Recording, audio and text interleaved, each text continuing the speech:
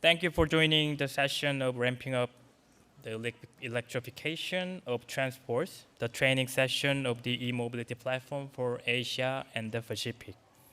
My name is Kang Ji-hoon, Senior Transport Specialist ADB. I'm pleased to announce the opening of the session. Today is the last day of the Transport Forum, so that's why we are losing the audience like this, but real food. But anyway, thank you for remaining till the very last day of the Transport Forum. This session is a part of ADB Asia and the Pacific Transport Forum, but at the same time, it is a training session for the members of the e-mobility platform for Asia and the Pacific, operated by ADB, with the support from UNEP and GEF. I understand that we are all good aware of the need for transition into e-mobility, or someone may say it is inevitable. Yes, in the recent years, e-mobility projects have been launched in many countries across Asia and the Pacific, and I hope that all those projects are going well, but I'm sure that there should be challenges in a way or another. So today's session is an opportunity to visit diverse issues related to those e-mobility projects and share mutual experiences, also discuss how those challenges can be overcome. To enrich today's discussion, we invited multiple e-mobility experts from across the globe. Before beginning the session, I'd like to express my sincere appreciation to those speakers of today. Let us beginning the session with the opening remark of Mr. Manoj Kumar Musmanikam. Mr. Manoj is project specialist of UNEP, where he provides technical, management, and implementation support to the GEF climate mitigation project. He has more than 16 years of project management experience in sustainable development, including low carbon finance. He is also a certified energy auditor and a measurement and verification professional. Ladies and gentlemen, please welcome Mr. Manoj Kumar Musmanika.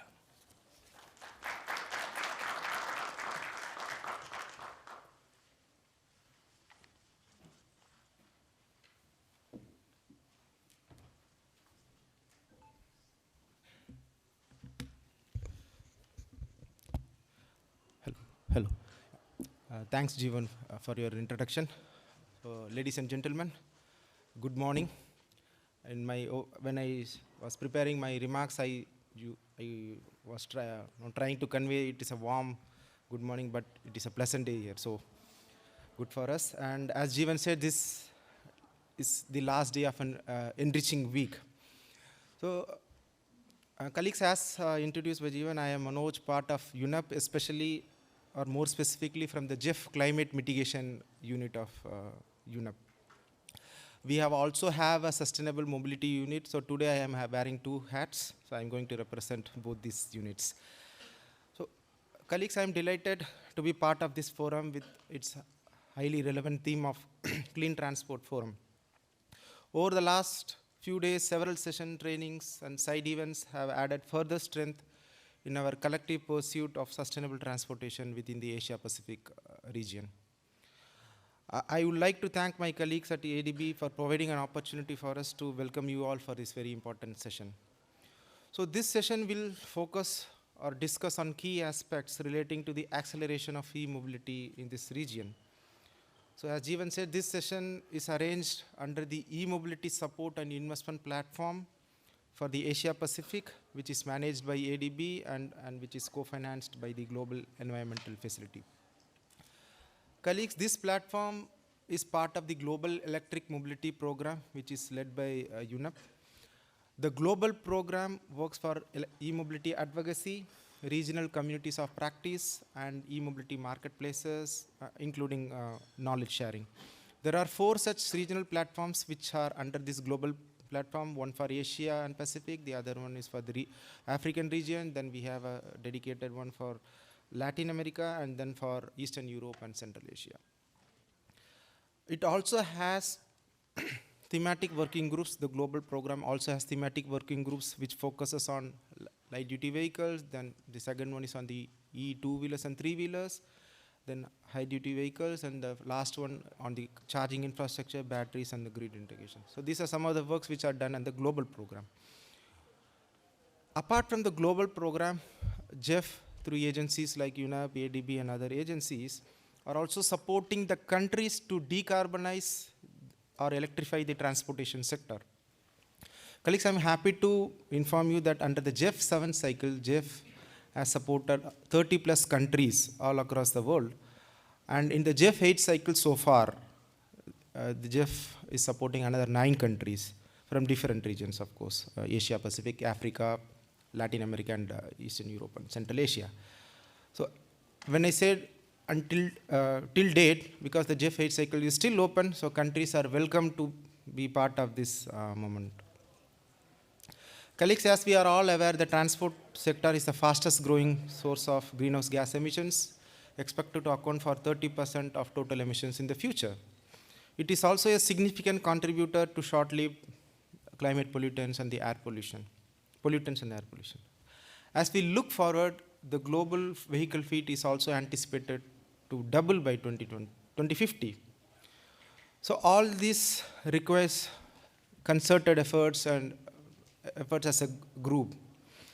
Transition to electric mobility requires multifaceted approach as well. So one of the important approach is knowledge sharing amongst practitioners and experts, and more importantly, peer-to-peer learning, which are the core themes of this particular session. I believe this session will serve as a great opportunity to discuss the various aspects of the EV ecosystem and the improvements which are required, as well as steps for further ratcheting the electrification of the transportation sector. I look forward to the impactful outcomes and learnings that will arise from this session as we all work towards a cleaner, more efficient transport future. On behalf of UNEP, I welcome you all for this session, and thank you. Back to you, Jimmy. Thank you.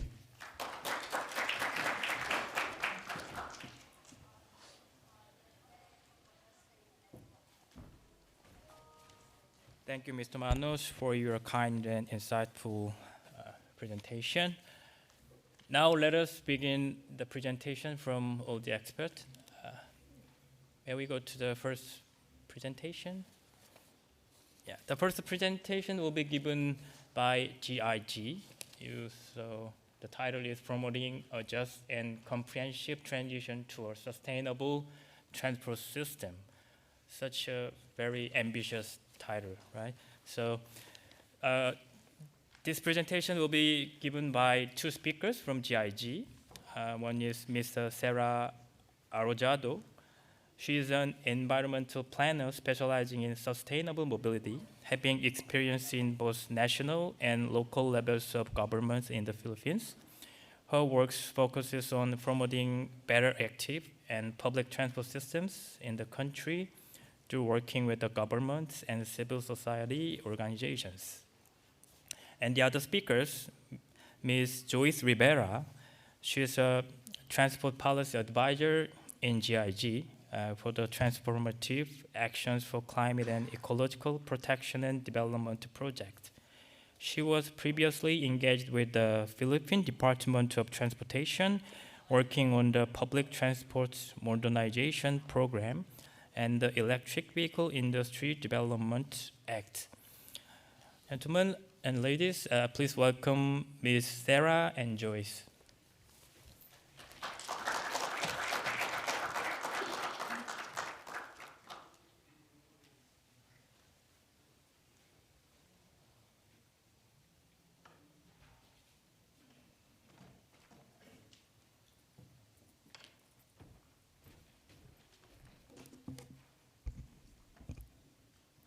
Good morning. Thank you all for coming this morning. So I would just like to give a quick background about Transcend. Transcend stands for Transformative Actions for Climate and Ecological Protection and Development. and it is a project funded by the International Climate Initiative. Centered around a holistic approach, Transcend's target integrated solutions in climate adaptation, emissions mitigation, and biodiversity conservation across 3 distinct landscapes in the Philippines. So that's Luzon, Visayas, and Mindanao. By working with governments, civil society organizations, and micro, small, and medium enterprises.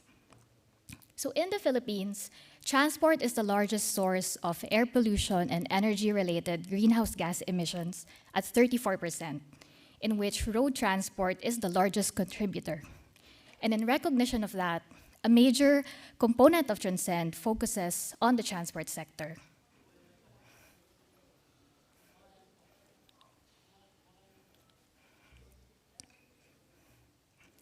Transcend supports the country's goal in the transport sector for a just transition towards the reduction of greenhouse gas emissions and the improvement of the transportation system for a sustainable economy. These are the main goals that the project aims to achieve in the transport sector. We want to improve quality of life by creating healthy and livable cities for everyone through significantly improving our transportation system, which is the backbone of every city. And this means working towards accessible, reliable, and dignified public transport, where we have interconnected networks, sufficient supply, and scheduled frequent trips. And in turn, an effective and efficient transportation system will contribute towards a sustainable economy, where it will drive economic growth through job creation, investments, and even time savings. And in the process, we aim to reduce greenhouse gas emissions through moving people and goods using higher capacity, more efficient, and cleaner vehicles using cleaner sources of energy as well.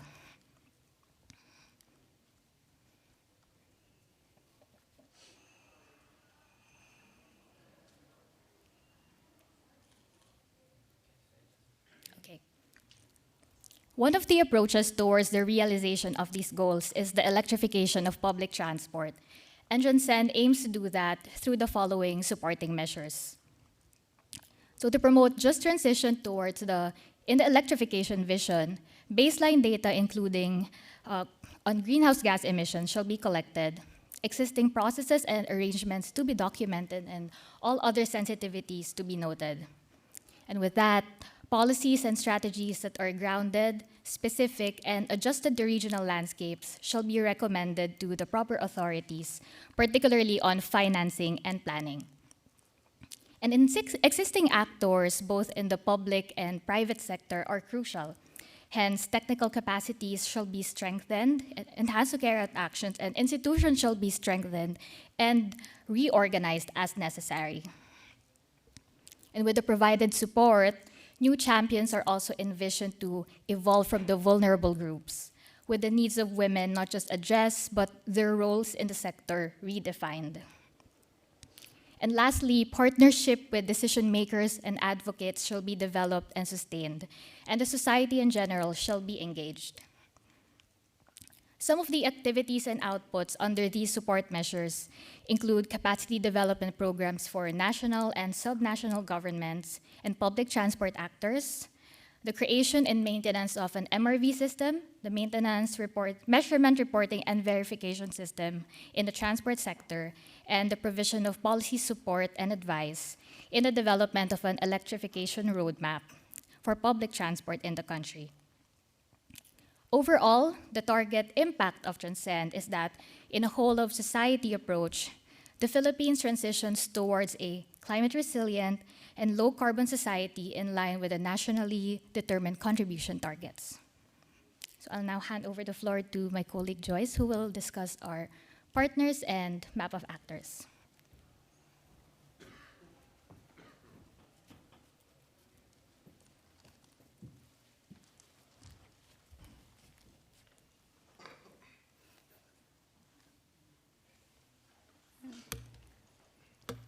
So basically, GIZ leads a cooperation with the Department of Transportation. And with the support of Cleaner Asia, International Council on Clean Transportation, or ICCT, we built our Institute for Climate, Energy, and Environment. Cleaner Asia, actually, they're already here, will provide technical support on transport planning, capacity building, considering their various engagements here in the Philippines already over the past few years, actually, way back to the Clean Air Act. ICCT shall provide technical, institutional, and policy development and implementation recommendations, which are informed by international best practices. And Wuppertal Institute shall be developing living labs and use cases involving the local stakeholders. Sarah mentioned that we have 3 landscapes across the Philippines. So those will be the focus of those ground-specific cases. The political partner, of course, the Department of Transportation, is expected to ensure that this project, our activities and programs, are aligned with the country's priorities as mentioned in our nationally determined contributions, the Electric Vehicle Industry Development Act, the National Transport Policy, the Philippine Urban Mobility Plan, and all the other relevant policies and programs of the government at present or are as planned. And while the previous slide, what I mentioned are the main partners, we acknowledge that this shall also include other relevant parties as we go along with the project. We mentioned the whole of society approach to be implemented. So aside from the government, aside from the development organizations, not just limited to those 3, we shall be considering all the roles, contributions, the needs of all these parties, the private sectors, the transport operators, even the manufacturers, and all the other business development operators there, as well as the society, the commuters in general, shall be engaged throughout the process. And actually, we were glad that you were able to join us here because all the advocates, all your existing and planned programs here in the Philippines, especially on those landscapes, are very much invited to contribute to the project, and we are very much open for collaboration. Saying that, our team here, headed by our chief advisor, is here. So if you have further questions about the project, you can approach us, or I think there is a allotted time for the Q&A after this presentation. That's all. Thank you.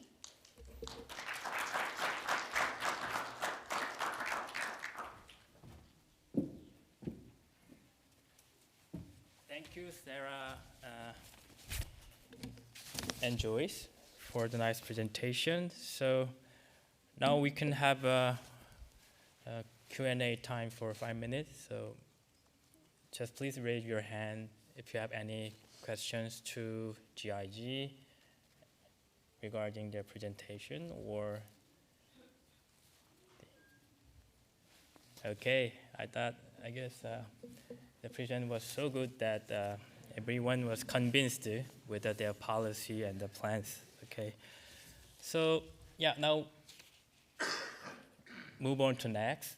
There will be a very interesting topic, 2 and 3 wheelers, right? Most popular transport mode in Asia. So Mr. Nuong from Antec in Thailand will give you a presentation about electrification of 2 and 3 wheelers. Please welcome Nuong. Oh, yeah. Sorry, I forgot to introduce Nuong's. Yeah. Since graduating from MIT in 2004, Dr. Cholakov Nuong has worked with the National Science and Technology Development Agency and Office of Transport and Traffic Policy and Planning in Thailand. He was a founding member of the Electric Vehicle Association of Thailand in 2015. And in 2020, he joined the National Energy Technology Center, so-called ANTEC, where he served as a director of the Low Carbon Energy Research Group. Please welcome Mr. Nuong.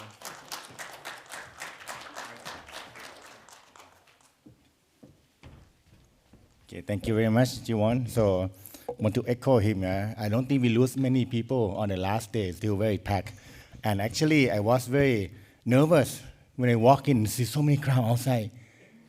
But soon later, I heard, oh, they came because of the Miss Universe on the parallel session. So applaud yourself for sticking with us, not going to another session with the Miss Universe. I wish I will see her too. But anyway, let's get back to the electrification. So thanks, organizer. You, of course, ADB, UNEP, and I think many of the old friends that I see in the room, and also new friend that we're going to make today.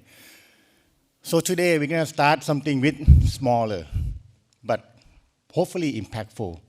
I think 2 and 3 wheelers. I've been listening. I missed the first day. I'm sorry for this transport forum, but I think on yesterday and also the day before, I heard also many people mention that in Asia we have a lot of electric vehicles.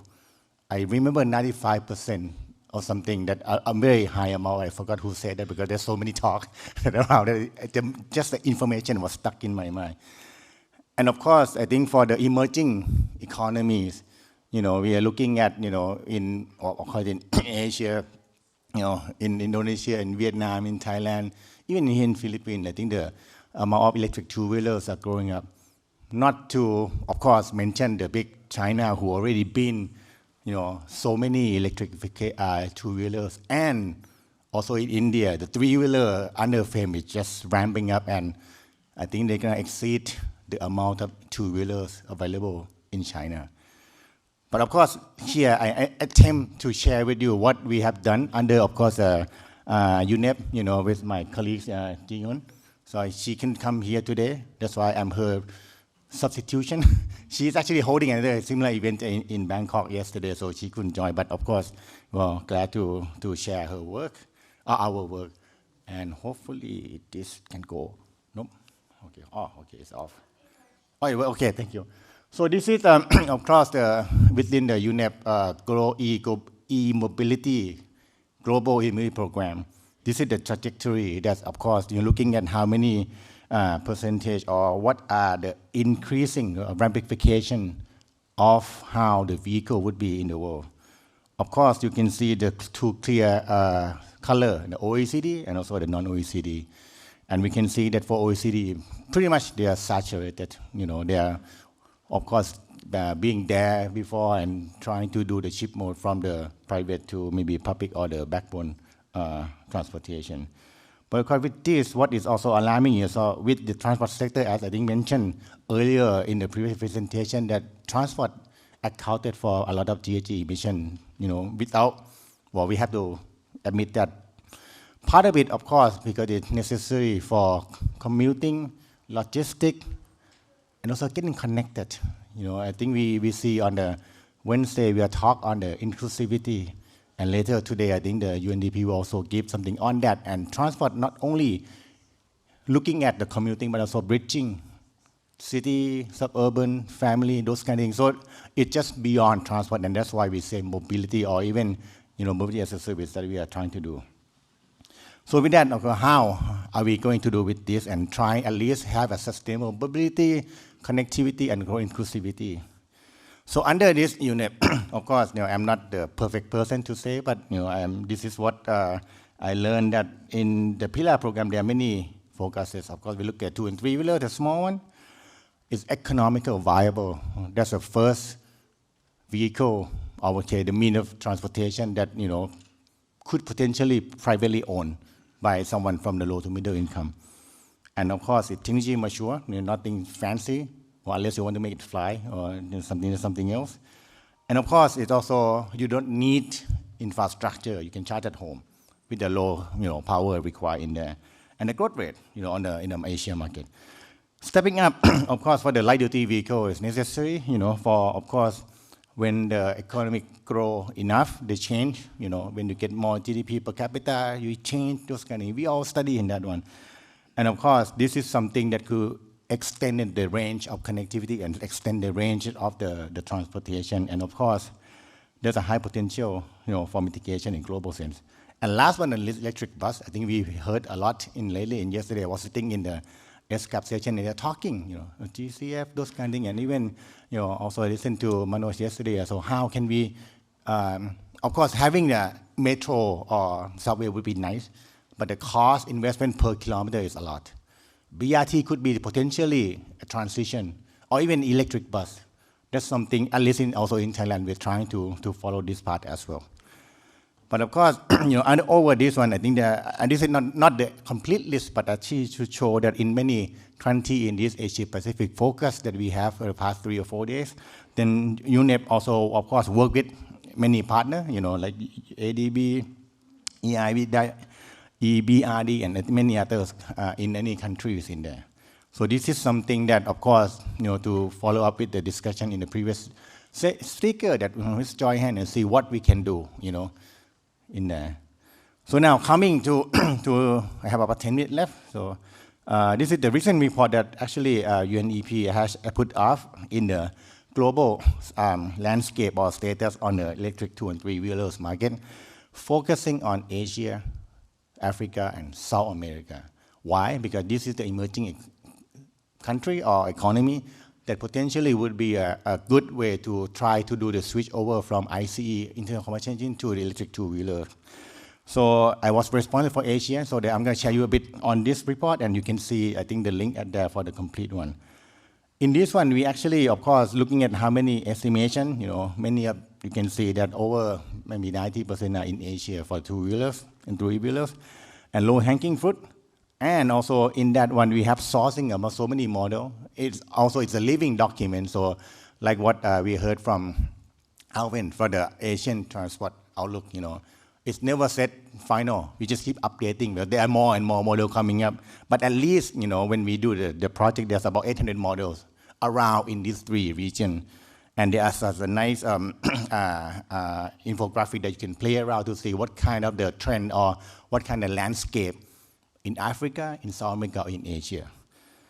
So, and also, of course, this is something that to show in Asia. We know we have a lot, you can talk to about, I think, looking at, China, India, Vietnam, Indonesia, and small Thailand. So they're already a big portion. And of course, they're used for personal, commuting. Also, they are also rising on commercial parcel delivery, especially during COVID. Where I think the sales of 2-wheeler are just going up because nobody want to drive out and they're just having to order in. Everyone explained that. And of course, if you look at this is something that we try to generalize the picture that, okay, in Asia, what is average battery capacity? What is the average motor rated power? What's the claim range? To see this is the landscape and see whether this will actually has implication on the technology in the future. And this is also something that we can see that, of course, with China and also with India, battery swapping, those kind of things going on, in the transportation. I won't read through it, but of course, I want to pick out something that, battery as a service are coming up popular.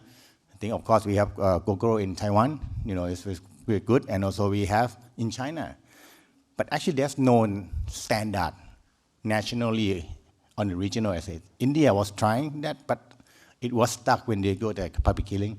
Thailand and Indonesia, we are trying to do, but with a very general one. But we'll see whether that makes sense or not. People say that,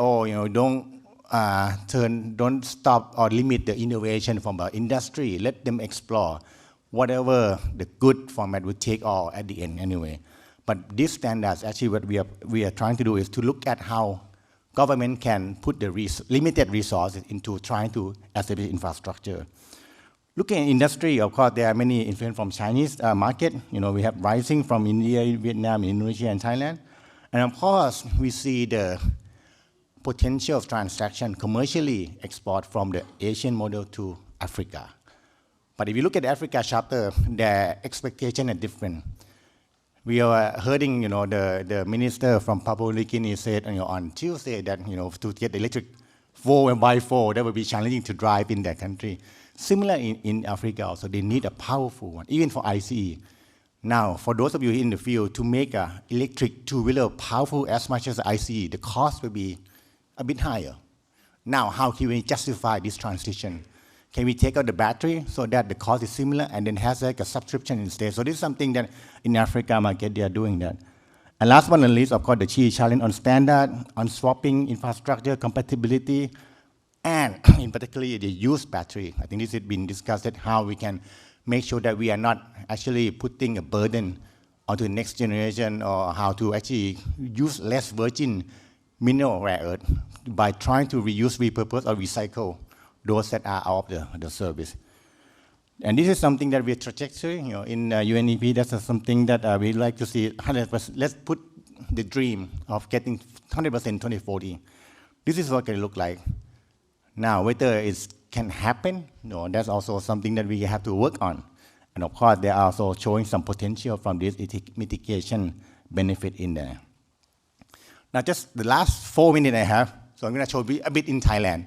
For Thailand, we have a big promotion support from electric mobility, especially on direct subsidy for the first time in Thai history that we actually subsidize EV upfront, similar to any other country where you want to ease or boost up the demand initially. We have the target to have the 650,000 new vehicle production, in the year 2030.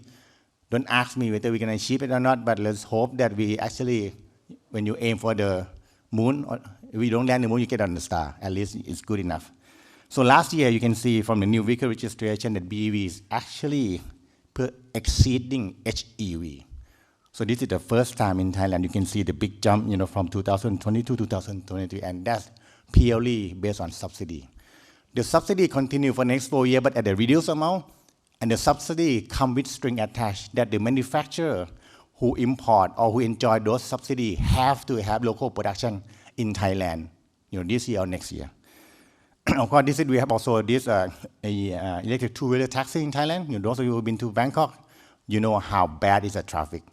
You think Manila is worse? You think Jakarta is worse? Just go to Bangkok sometime and you see how worse it is. And two-wheeler is quick.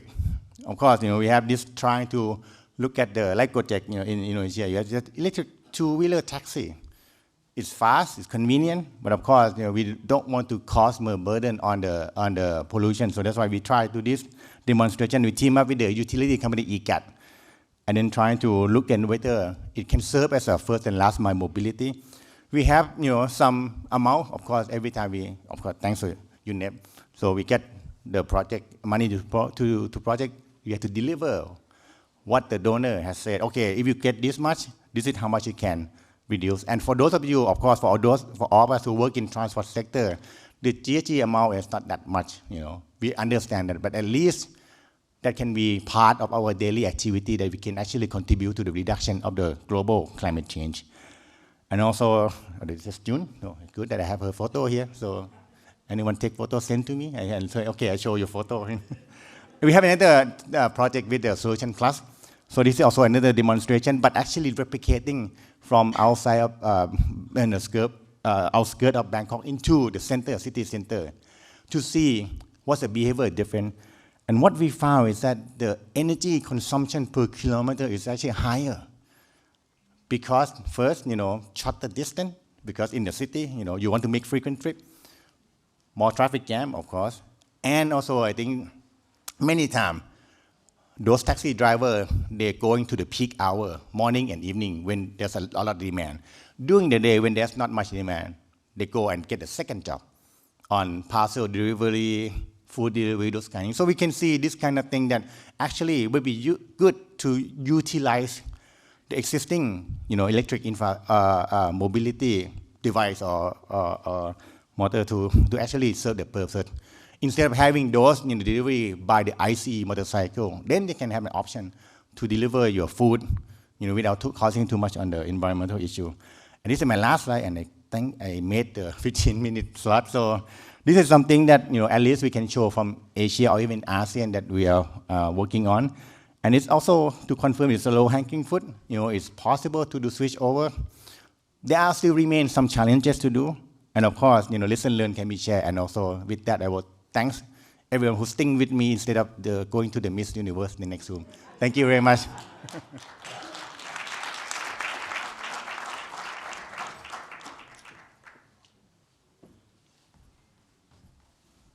Thank you, Mr. Nuong, for a very interesting topic.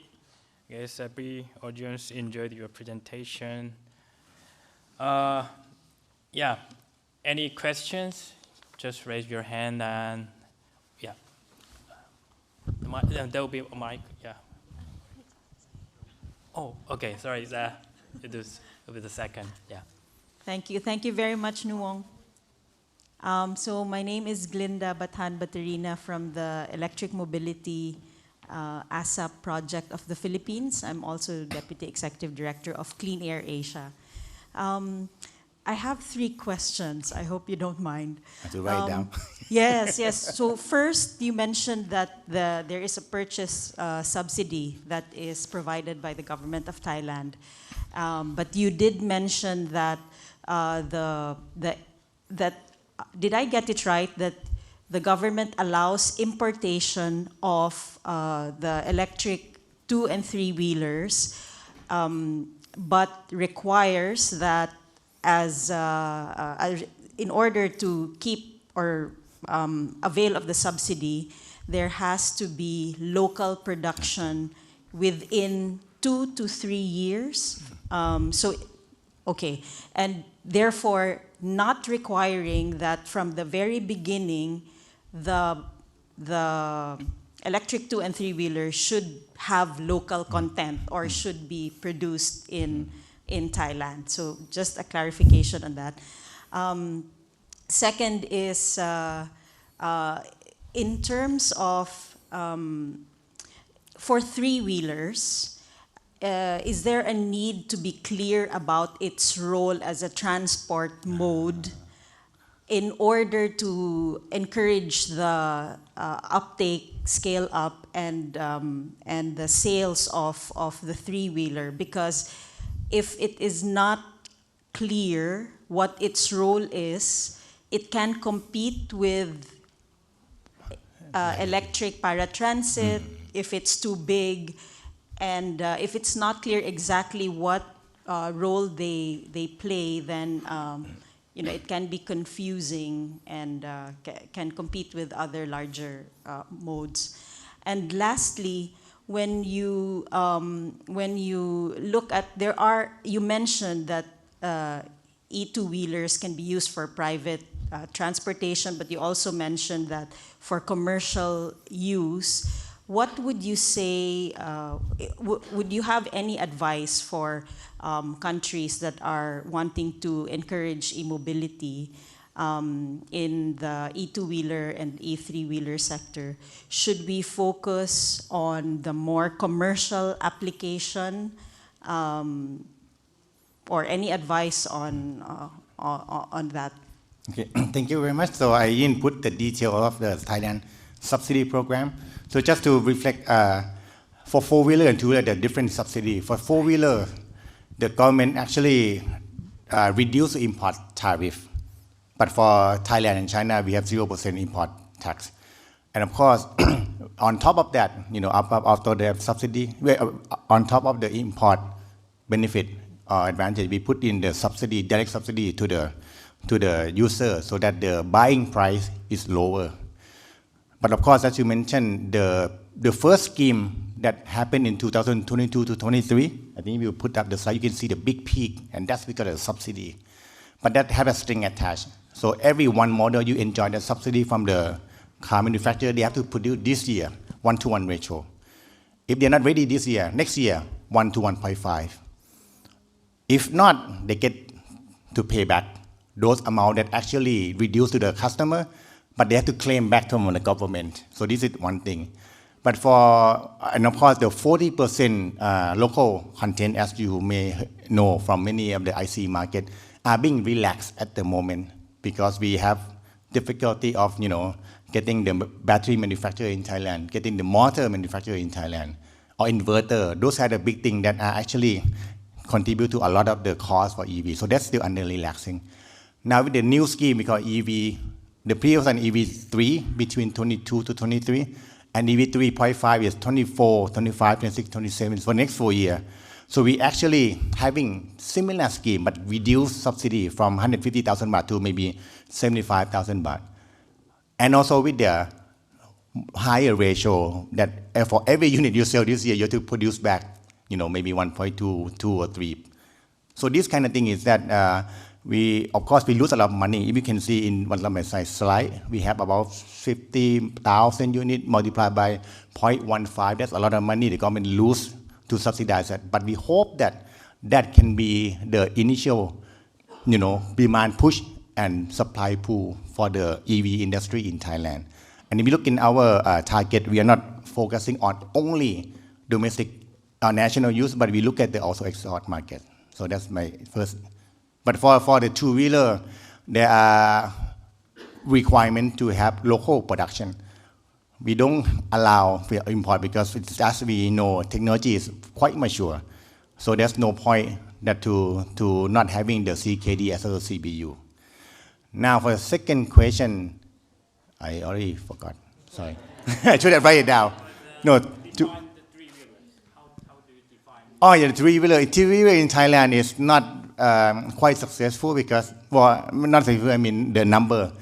We have three-wheeler in Thailand are considered as, like a characteristic. For those who can in Thailand, we call it tuk-tuk because of the tuk from the IC, right? But this serves for to carry for merchant in the market for short range.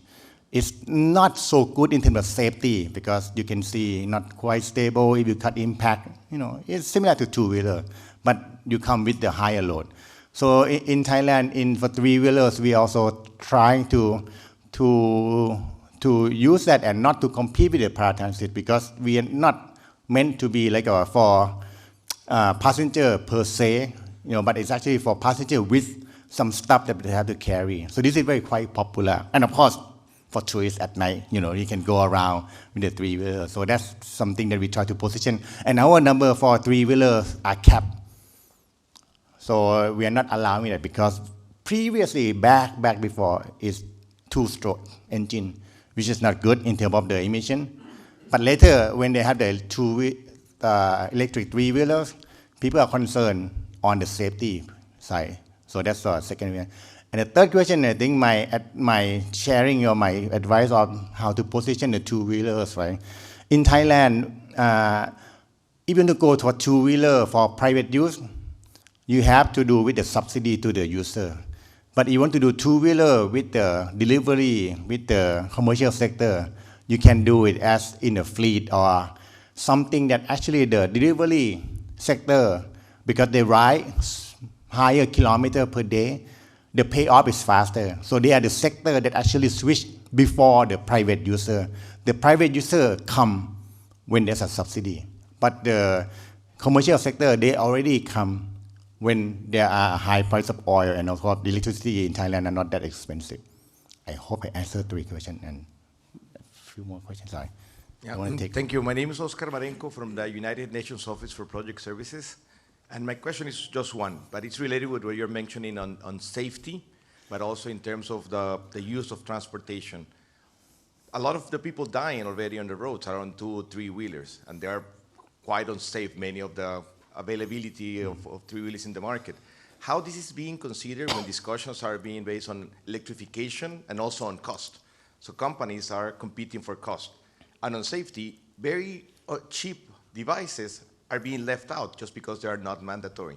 So my question is how this is being factored in on this discussion of electrification of 2 and 3 wheelers, but also in terms of the effect of the broader transportation system. In many of the countries in Asia, you will see all sidewalks full of 2 wheelers as parking space, so no space for walking. So how this is being factored in the impact that the multiplying effect of having more 2 or 3 wheelers, whether they are electric or not, being factored in terms of different means of transportation, as was being mentioned. So those two aspects, safety, but also in terms of how this is impacting the way that the users are using the roads. Thank you. Thank you very much. I'm not so sure if Thailand is a good example to answer because we actually top 10 on the casualty on the road by 2-wheelers. Needless to say that we have a combination of very good, okay road surface and a very powerful ICE motorcycle.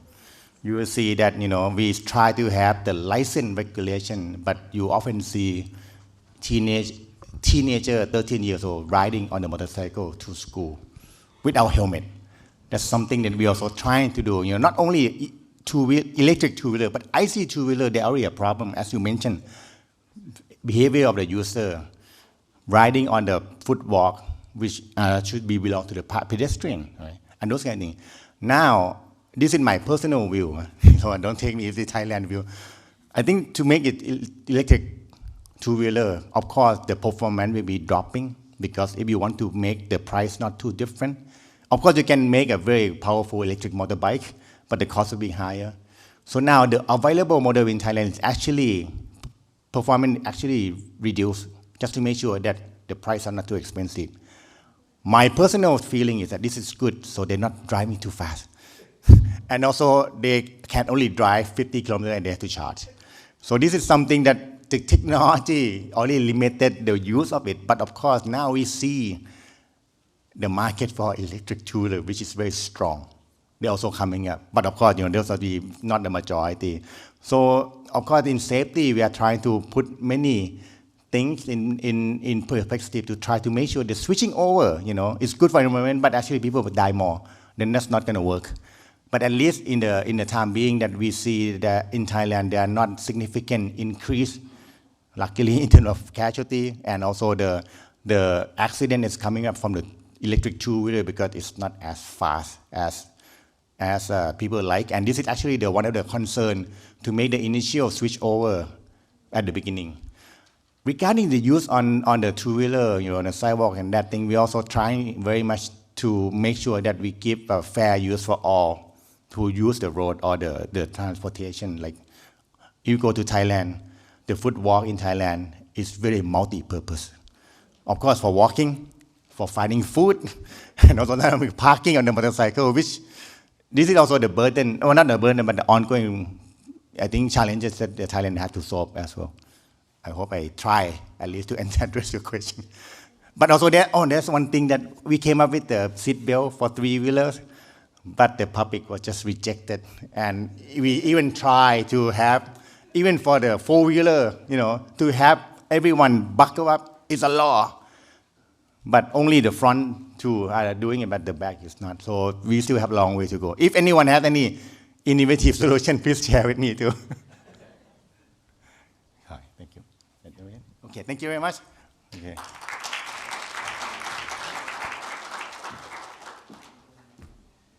Thank you, Ms. Nguyen. It was very fun. I hope that we can have a more Q&A time, but time is just in time. So now, please move on to the next presentation. This presentation will be given by my ADB colleague, Johanna Giacus. Johanna Giacus is a development professional in the field of climate finance, climate policy, and low-carbon development. She works as a consultant for ADB Transport Sector Group, supporting the coordination of the e-mobility support and investment platform, as well as the other transport decarbonization initiatives. Beyond ADB, she has worked as a consultant for a vast range of organizations, including UNDP, Green Climate Fund, and the Nordic Development Fund. Ladies and gentlemen, please welcome Johanna Giacus.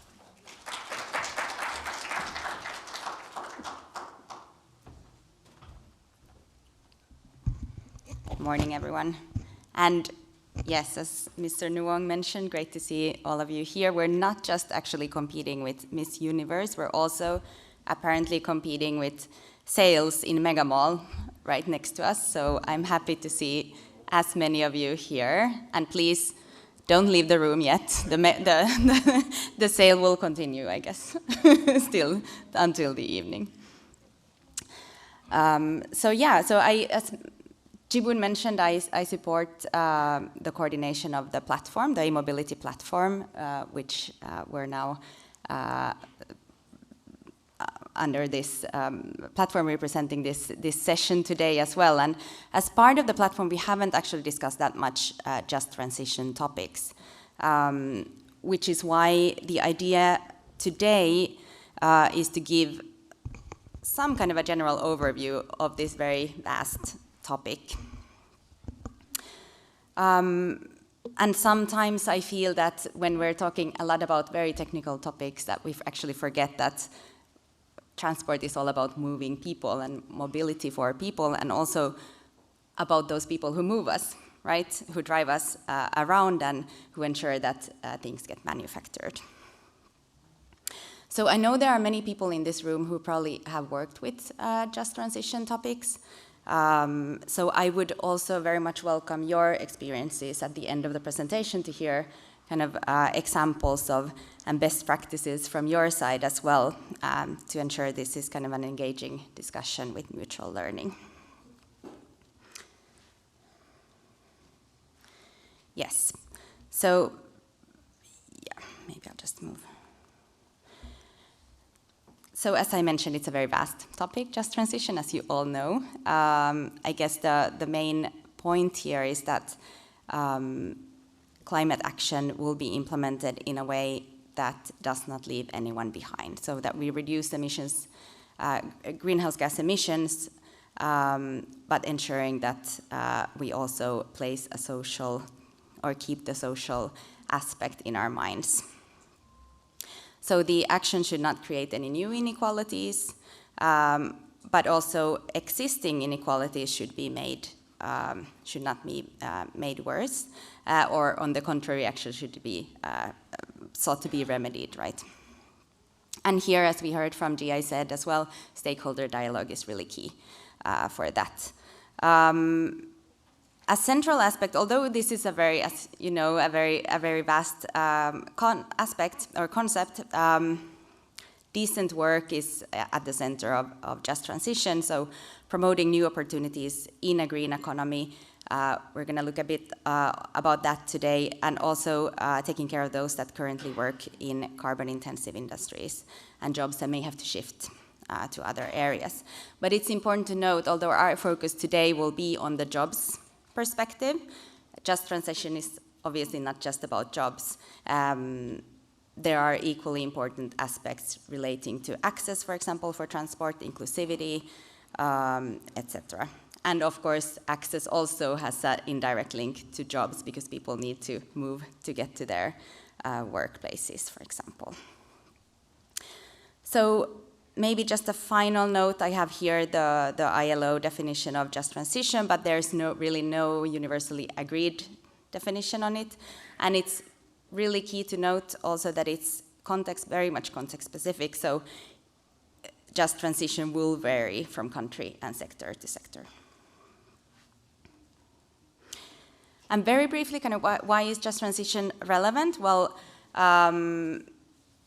it can be, or transitions can be very much disruptive, obviously, cause a lot of stir-ups in societies.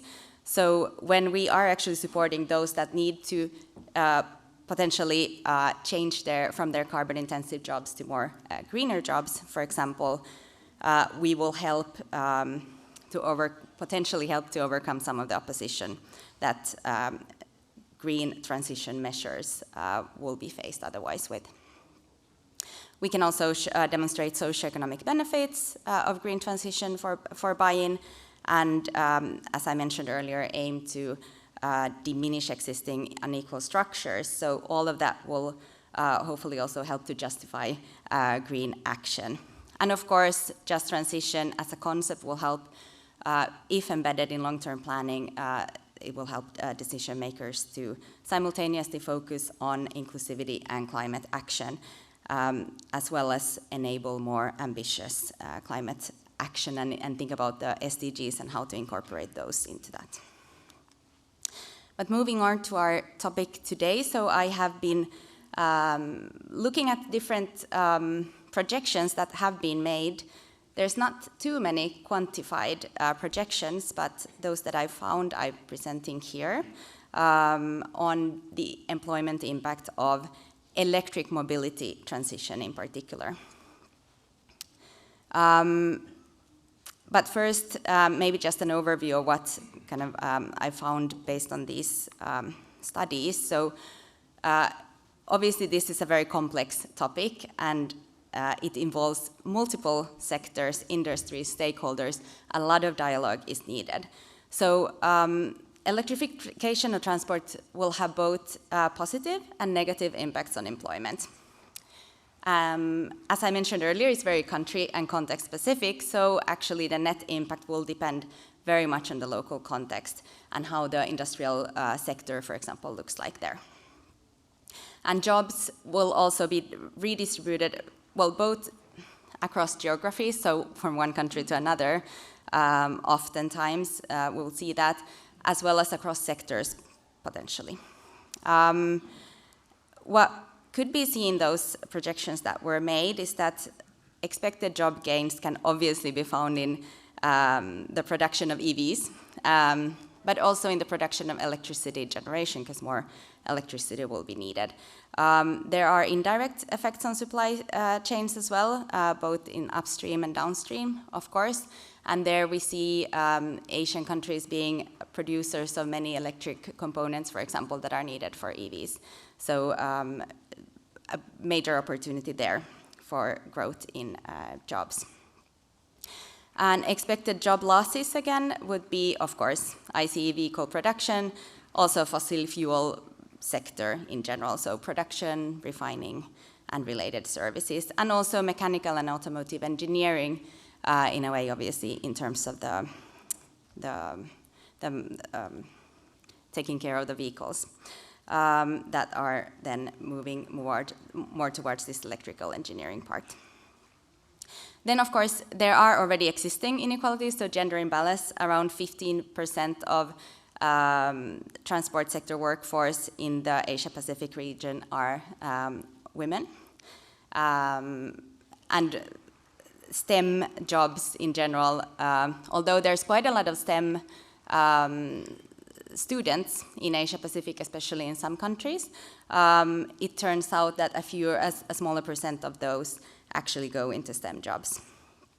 There's also a high level of informality that will be affected by electrification, most likely, because usually this implies also formalizing transport in one way or another. And of course, I'm not going to talk more about this, but there's the whole kind of value chain looking at the mining part and battery recycling on the other hand, so the full life cycle is, of course, very important. Okay. So the first study I was looking at is this UNESE study from, this is a European context, but perhaps the interesting thing here is that there will be a lot of jobs actually generated from stringent EV targets in the EU that will actually translate in the upper part of the supply chain to electric component and battery production in Asia, actually mainly, which is this rest of the world here, mainly actually composing of Asia. So it will be, so the jobs generated will be mainly of those components, but actually in Europe, also electricity production and EV charging infrastructure will create a lot of new jobs. And there will be a positive impact on the construction sector as well because of that. And then manufacture of motor vehicles going down. Moving to the next one, so there's a German focus study. There, the employment impact is actually projected to be net zero. There will be some jobs moved to Eastern Europe, actually, but it's again the same sectors, more or less, that are expecting to kind of get jobs won and jobs lost. But here, what is interesting is that they noted that almost half of the employees will need some reskilling, and 1/3 will need significant retraining to maintain in the sector, their jobs in the sector. In India, there have been some projections actually of that came to the conclusion that some jobs would be lowered. However, this study was focused mainly on the manufacturing of the powertrain of an electric car, where they saw that basically the job intensity associated with manufacturing is lower. So there's also job reductions expected. However, the job coefficient is from Germany, a German study, and that may be higher in India because of the lower levels of automation. So this is a minimum, so it could actually be higher, the number of jobs, but not always positive, the view on this. And this is not a quantified study, but I also wanted to just bring this up. ILO had found that these are the areas in Indonesia where there could be potential job gains and losses. The sectors of Indonesia, especially what is relevant here is this nickel mining and refinery, so it's the mining or the whole value chain part as well, where we can see increase in jobs. I also took a study from Colombia included in this presentation because this is a country without a major car manufacturing industry. There's some manufacturing, but here actually job losses are expected in the short term, as you can see, by 2030, but by 2050 an increase as the sector kind of adjusts to the and catches up to the electrification. But apparently transport sector operators and companies may be actually losing some jobs at the start. So based on this, I don't have much time, but I go very quickly through some policy implications, and you'll have my presentation, so I'll browse through some of these without, or jump over some of these topics, so you can see them later on. And these are in line with the ILO principles from the guidelines on just transition by ILO. So a social consensus is really key. As we have heard also from GIZ earlier, dialogue across stakeholders, we need a mix of policies, and we need impact analysis on climate policies for the social and employment impact. Just transition should be included in existing policy frameworks, and creating kind of new policy frameworks could also be done. A good example is Philippines Green Jobs Act.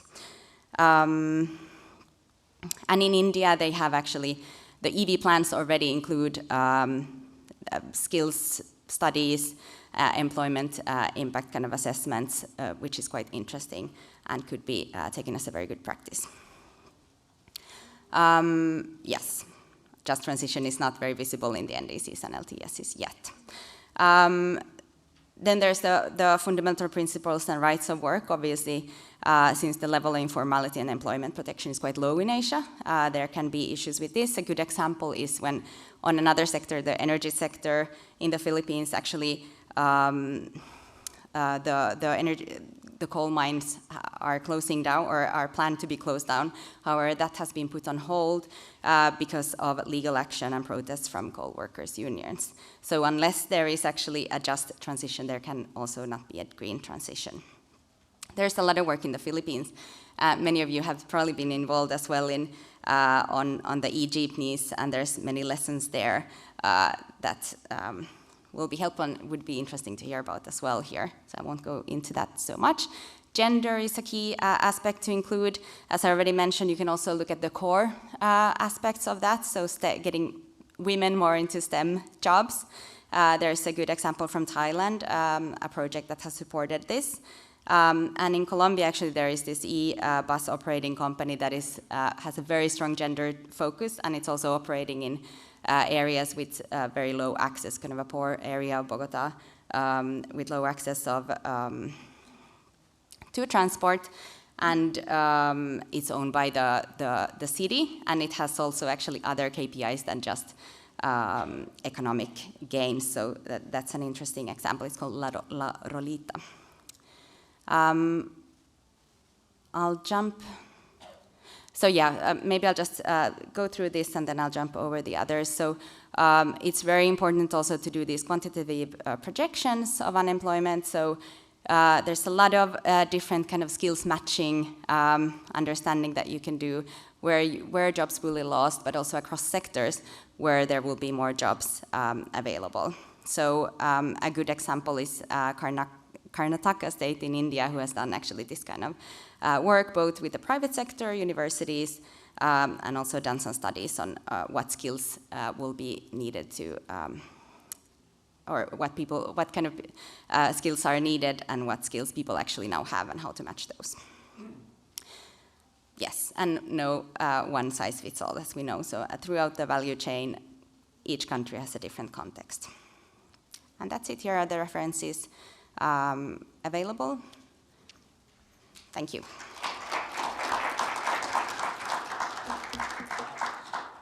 we have Q&A time, so you have any. Yeah, it would be great to hear also any experiences and lessons from your side. Thanks. Hello. Yeah, I'm Mark Takderas. I'm here currently representing a university-based NGO, Safe Travel PH. Yeah, so a lot of people here we've worked with, especially in the jeepney sector in the Philippines. So interesting things that you've pointed out there, like acknowledging jobs generated versus jobs lost, and aspects of human labor management and human capital in terms of the transitions that we are facing. So I guess a lot of issues as well. So not just in the Philippines, I think we are seeing like the UNEP project is also working in Africa, based in Africa, and a lot of the transitions involve informal transport operators, or being more coined now as popular transportation. And a lot of these are also cooperatives, where the OECD recognizes them now as part of a huge part of the economic development in several countries in the world. So I'd like to hear some insights on how I think there's a lack of understanding of how cooperatives work as enterprises, and their innovations are being unrecognized by forcing a lot of this transition. So I would like to hear how experiences in terms of working with these type of entities in terms of adapting to the targets that governments are imposing on a lot of their of the sovereign areas. So yeah, that's it. Thank you. Thanks. Well, I would say I'm not actually an expert on the cooperatives, so I think there's many people here who can probably comment on that, I hope. I understand that there are ways of integrating kind of the formal transport, informal transport into formal electrification projects. I understand in Indonesia they've done that the last mile delivery is done by the cooperatives or the informal transport, whereas the kind of main lines are electrified and operated more formally. So those kinds of setups. And what the study on the e-jeepneys had come up with is basically this. You might be familiar with this though, because it's in the Philippines. But it's basically that the cost structure had been very, or the kind of the business model had been very advantageous for the drivers compared with the operators. So kind of moving into this cooperative model and electrifying the e-jeepneys, there were also initiatives from testing this kind of a formal wage or a standard wage, like a monthly wage kind of thing that would support kind of also because there was a lot of poverty among the drivers, so that kind of a thing, but also supporting the stability of the operations, and actually there would be cost savings based on that. Good morning. I am Robert Kang, a public transport operator in the Philippines. I was sad to see the figure you have presented regarding the women on the public transport, especially the electrification of our public transport. How can ADB, I think it's more on the transformation of thinking, way of thinking that these ladies or this female worker joined the public transport using electric vehicles. Because in our cooperative in Mindanao, in Jansan, we actually hire more ladies to join or drive the EV because these are automatic transmission. So, but unfortunately, nobody applied for an EV driver in our cooperative. Maybe, I think more on the consciousness of our women joining the public transport. Yeah, I understand it's quite a lot of a culture issue as well in many countries in Asia Pacific, that it's not considered kind of, well, first of all, women are maybe not kind of expected to be in that sector, and they don't feel comfortable. And there's also some sexual harassment and other types of harassment on jobs, I've understood, for women drivers, which might also affect their kind of interest to join the sector. But I believe this will be. There have been quite a lot of work also on, for example, capacity, well, first of all, you have to start with changing the culture in a way, which is a very difficult task, right? But talking about it, raising awareness. What the example from Colombia, they have really targeted women drivers. So what they saw is that women drivers did not have driver's licenses often for driving big vehicles. So they also provided they put a lot of funding into these training programs for ensuring that women had the actual capacity to do that.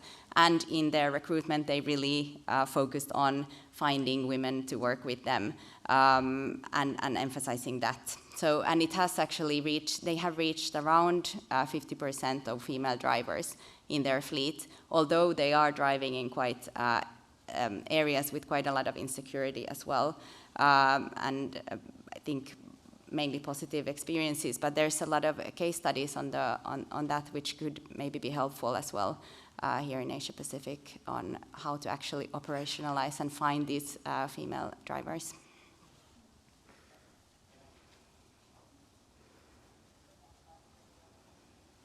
I'm Michael Alunan, also based in the Philippines, in Transit. I like your slogan, no one should be left behind. That's why we aim to be right behind. But the problem is, it's the policy climate, so many policy gaps and barriers that's happening here that, for instance, to give you an idea, because this conference we share notes from which we draw lessons. That's why it's called lessons, so it could be less on a burden to us. So for all of us, no? So that's why it's lesson. No? So anyway, like for instance, to give you a typical example, we have the Electric Vehicle Industry Development Act. It's a law, but the law is not yet effective unless you have implementing rules and regulations, which took time, maybe 6 months or so. And the IRR and the law itself is not yet effective unless you have a supporting executive order from the president, which came out many, many months later, which still spell out the same provision like duty-free for e-vehicles, etc. It's the same, no?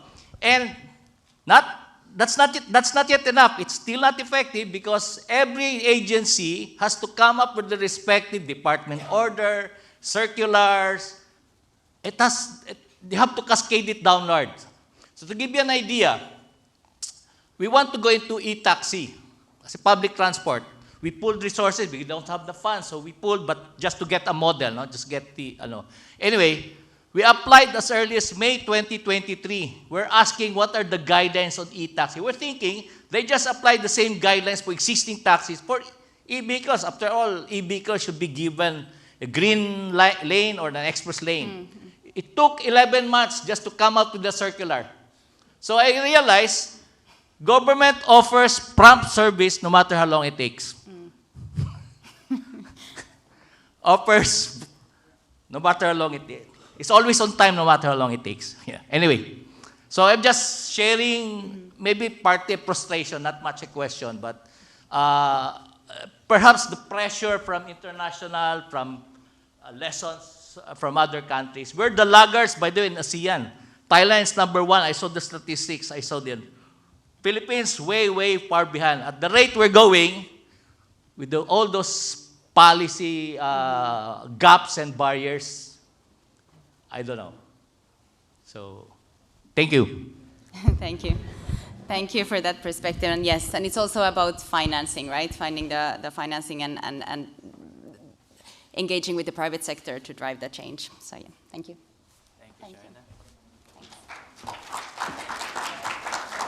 Thank you, Joanna, again, and thank you for all you're interested in the just transition. Now the floor is to Albin.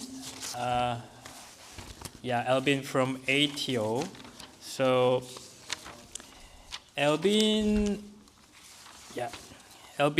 Mejia is the program manager of the Asian Transport Outlook project. ATO is an initiative being supported by the Asian Development Bank and Asia Infrastructure Investment Bank, which aims at strengthening the transport knowledge in Asia and the Pacific. Before joining ATO, Elvin was the Director of Analysis and Impact of the Urban Electric Mobility Initiative in Philippines. Thank you.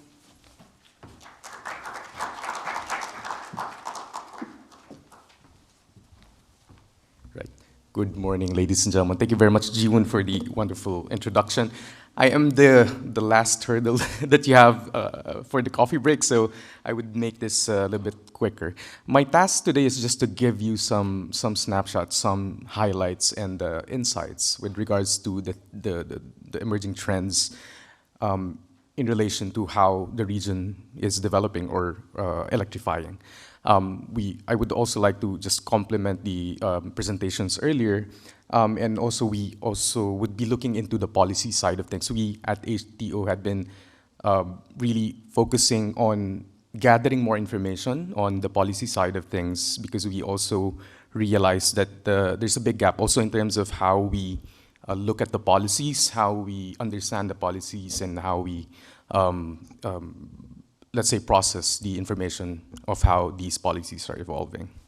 But very quickly, as Jiwon has said, I am part of the Asian Transport Outlook, which is a initiative that's being supported by the Asian Development Bank and the Asian Infrastructure Investment Bank, trying to strengthen the knowledge base of transportation in the region. So we have been operating for the last 5 years, initially looking into supporting the service delivery of the development banks, but also now being supporting the monitoring of regional and global agreements, as well as providing support to policymaking, investment decision making as well, related to transport in the region. So if you have specific, let's say, requests on data, or if if you're looking for something that you think might be important to support you in pushing for more sustainable transport, please come to us or write us an email. What we have right now really is the national database that's focusing on 51 economies. We also have an urban level database which consists of 460 urban centers. We do have detailed data for 50 cities in the region, and we cover different thematic areas. We look at infrastructure, we look at the externalities, among others, services as well. And we are also expanding the work on the policy side of things. So yeah, we look into things like access, connectivity, road safety, air pollution, climate change, socioeconomic indicators, among others. So please have a look at the website. It's the asiantransportoutlook.com. So what we are seeing now, let's go into the topic as well. In terms of the electrification, so we look at the sales. We are seeing that based on the latest data, this is actually data from the IEA, that Asian countries, at least in the sample set that they have, very limited at this stage, but these are the leading markets, leading economies in the region, at least 10 of them. And it's also quite difficult to have sales-related data for the smaller countries right now. This is also what we have been trying to look into at the ATO, but we are seeing that the Asian countries that are part of the data set, they are really at par. Say, for example, with Europe in terms of the electrification of percentage in terms of the sales in the last year in 2023. And Asia is actually leading in terms of the e-buses sales, if you see. It's so far. Unfortunately, we do not have specific information on the sales for the 2- and 3-wheelers, but we've gotten very good insights from Dr. Nuong earlier, where he's actually said, in terms of the stock, we have 490 million in Asia, which is basically like 95 or so globally. Like 8.5 million out of the 13.6 million e-cars that have been sold. More than half of those have been sold in Asia, and 80% of the 47,000 e-buses that were sold last year those were sold in Asia. 66% accounted for by China, but nonetheless, it's the current trend. And this graph really is just looking into the estimated vehicle stocks for the different vehicle types. So you have the cars, you have the vans, you have the trucks and the buses. And what we see here is that it's really, in terms of the actual changes in what we have on the roads, in terms of the vehicles, we really still are at an infancy stage in terms of e-mobility transition. It's really a long way to go. Leading countries in this sense are outliers in the different vehicle categories. Yeah, but essentially, like in terms of the passenger cars, at the global level, we are estimated to be at 3%. And for buses, Asia is now estimated to be weighted in 11% just because it's very strong transformation in China. And this graph right here, sorry for the small things here, but essentially what this shows you is the combined trajectories for the sales and the stocks. What you see on the left, the Asian countries are colored and the other ones are not. These are like the European countries, Americas, for example. European countries are still leading. But once we go to the volumes to the right, historical volumes as well. So the big ones you see are primarily China. But of course, the totals, we just see that the Asian region is really where the action is going. In terms of the e-bus stock, for example, out of the 692 estimated e-buses, around 658 of them are in Asia. They're very similar to the e-cars wherein 60% of the global stock is estimated to be in the region. Yeah, this is basically very much related to the last slide. From 20, just in terms of the size. So this is just the electric cars. But what we are seeing is that 60% of the additional cars that have been added to the roads globally have been added in Asia. More than 90% have been added in Asia in terms of electric buses as well. This is just also to, let's say, contextualize it further when we look at where we are at, where we are headed, what are the targets in terms of, let's say, the climate targets that we have. And this is just basically building on the work that has been done, for example, by DNV in terms of the projected, baseline scenarios, considering the current policies and where we should be by 2050 to be able to achieve a 1.5 degree scenario. So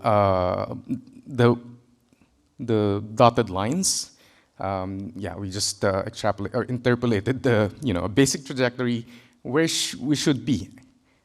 For the orange ones, these are for the cars. So considering the current policies, we see that by 2050 we should be around 60%, but in reality we should be around at 93% to be able to achieve a 1.5 degree scenario. For the HDVs, we should be at around 60% of total stock. But with the current policies, we should be around less than 50. So yeah, we have really a long way to go. And that one is actually for Asia, for the Asian region. And we look at the policies. No, this is the work that we have been doing in Asian Transport Outlook. So what we do is we have collected various policy documents, and then we categorize each of the policy measures that we see. The graphs here are actually based on what we have right now, more than 900 unique policy measures from 13 countries, 214 policy measure types. And this is just basically looking at the evolution in terms of the coverage, in terms of the diversity for the different policy measures. We have been categorizing them in terms of what we call pillars. So we have services, infrastructure, focusing on the vehicles themselves and the components that go with the vehicles, as well as the charging equipment and the components. And we also have categories in terms of whether these are fiscal incentives, demonstrations, informational, institutional, or policy frameworks or regulation. So what we're seeing, just to make you aware of the scale, so that's 5 times more than this. So it's really expanding, and it's really diversifying. But in terms of where we are at, we are seeing a huge skewedness towards really focusing on the electric vehicle and components markets as well. So this one is just a depiction of the unique policy measures. So we just did an exercise just to give you an idea. 2006 to 2015, we were seeing a lot of, mostly on the energy side of things, renewable energy targets. We were seeing during that time a lot of the test specifications. More recently, strengthening in terms of test specifications, adoption of those EV renewable standards, among other things that have been posted here. So you'll also get a copy of the slides, and you can check for yourselves what the different, let's say, policy measures have been adopted and how they are being or evolving in that sense. This is just a collection from the whole data set. So I think we have, even before 2000s, when we try to have some of those older regulations and laws which still apply. So for example, in terms of investments and taxes that are still applicable to some of the countries, we also have those. But essentially, there's a lot of general pronouncements in terms of e-mobility support, again, renewable energy targets, test specifications, EV safety standards, and support for EV usage, among others. And this one is just the message here is that, again, in terms of the pillars, you see the focus on the orange one, which is essentially the EVs and the EV components. As Dr. Nuong also said earlier, there are, let's say, maybe blind spots as of the moment, and we should have the foresight to be able to put on some of those policy frameworks that would be very, very important in terms of avoiding another mess in the future. We don't really want to, let's say, burden the future generations also in terms of, let's say, waste management in terms of the batteries and things like this, which are right now, let's say, lacking.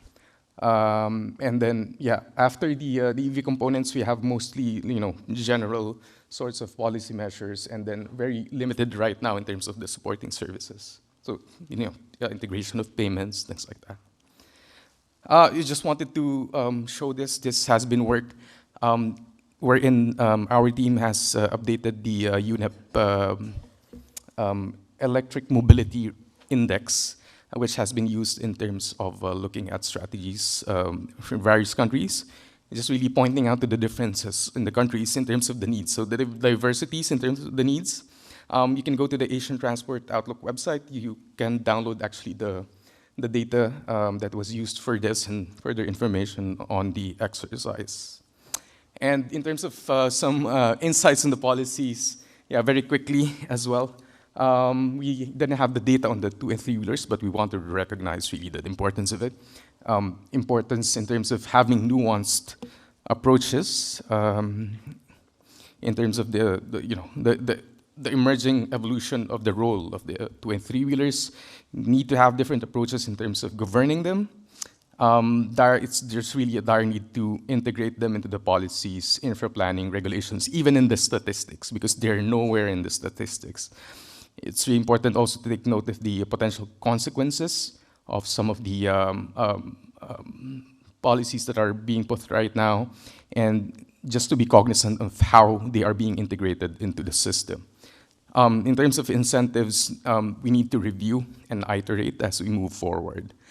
Initially, we want, the most in terms of looking at spurring the demand.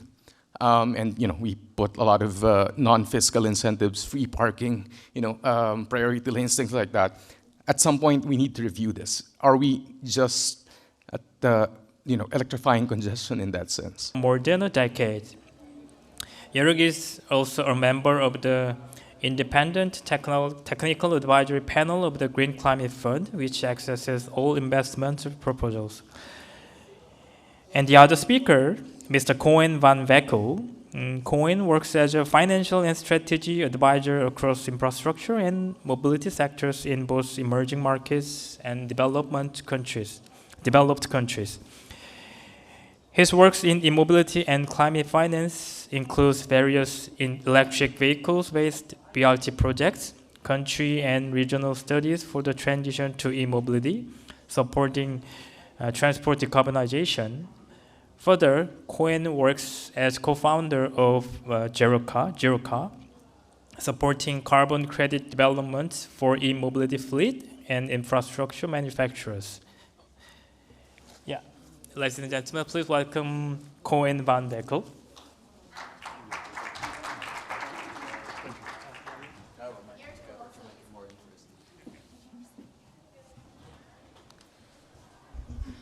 All right, good morning. Welcome back from your break. My name is Koen van Bakel, and to make this on this very last morning of the event a dynamic presentation, as dynamic as possible. In fact, we're going to do a little shuffle, whereby we jointly present in order to keep you on your toes a bit and hopefully keep you awake. So the topic is also interesting enough in its own right to hopefully keep some of your attention over the next 10 minutes with us. We'll be talking about the emerging trends and developments in new e-mobility technology. And I think that is quite fascinating because we often speak and have indeed spoken this morning and in the last couple of days about e-mobility from a viewpoint of moving passengers.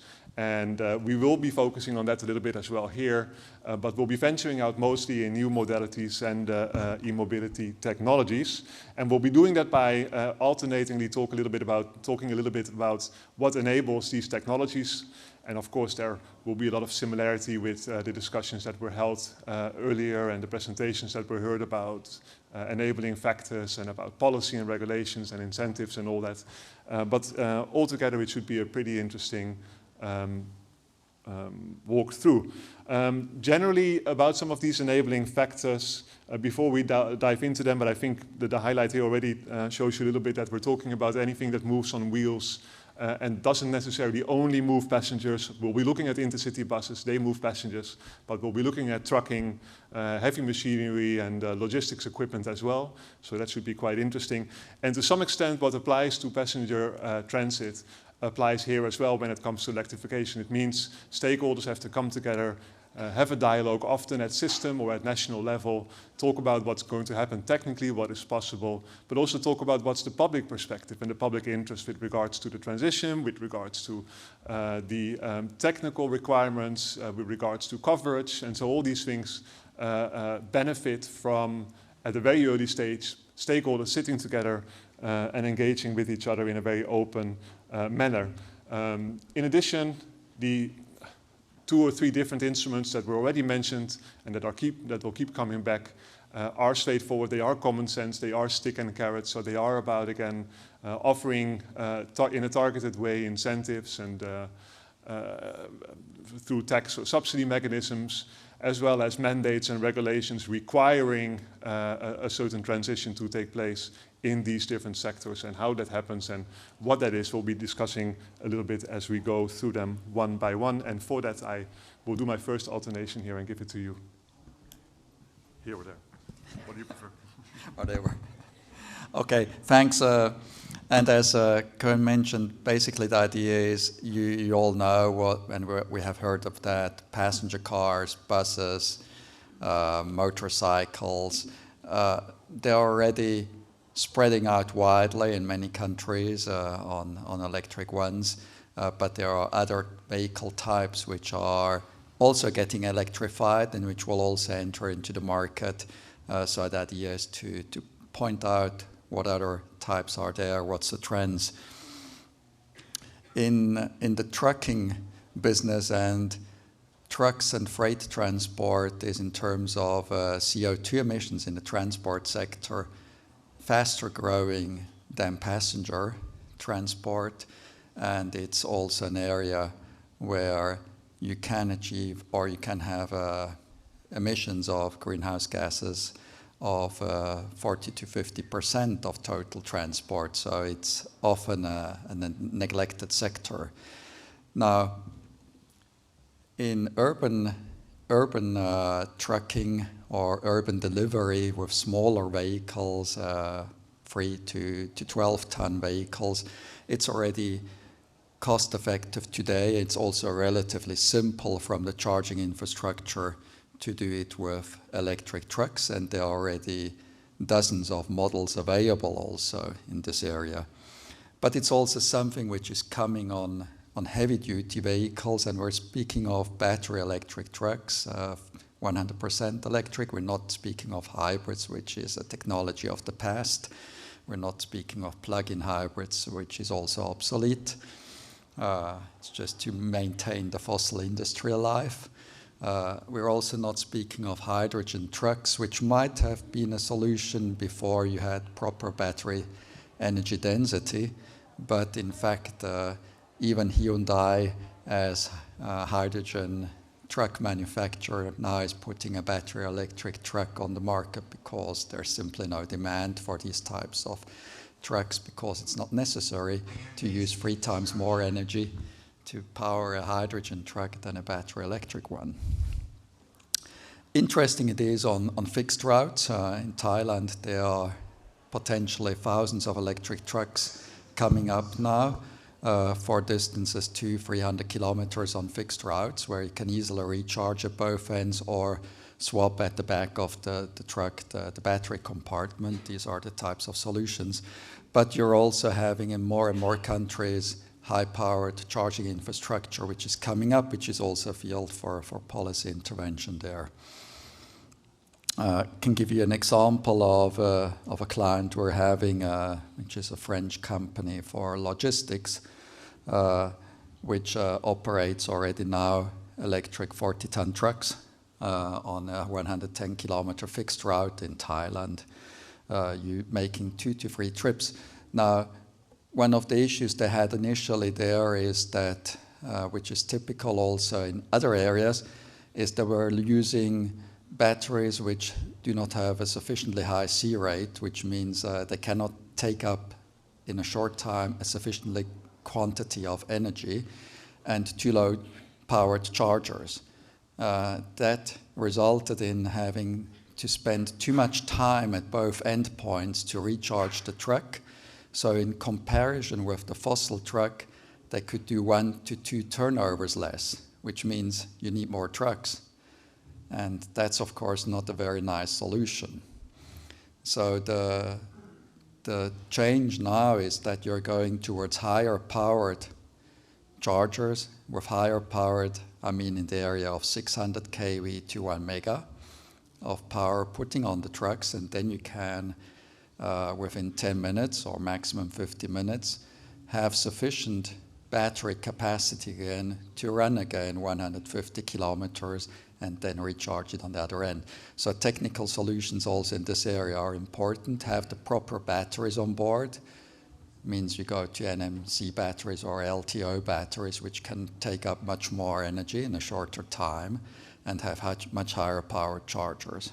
But this is clearly an area where the technology is moving very fast and where the solutions can be already today or in the very near future cost effective.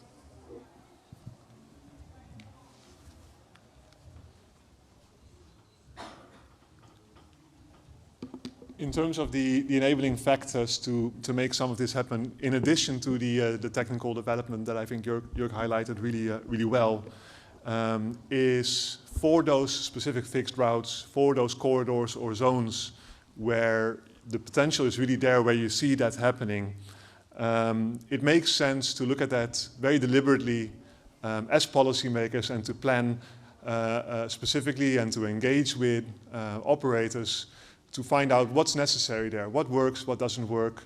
And that is really, in some cases also, coming back to my earlier point, a carrot case. What can we do to help here to make this happen and to accelerate the transition, to just get it across the hurdle that's needed? And of course, the stick there is there's some ways in which, in how you put together road projects and corridors and how you plan charging infrastructure or refueling points, you can mandate specific distances or energy equivalent distances along the corridor to make sure that there's always, when the route is longer than 100 to 120, 150 kilometers, that there's always sufficient buffer from one charging point or refueling point to the next. And this is, I think, for example, what's being done in the EU, where such a distance is mandated on corridors to the tune of something like 60 kilometers point to point.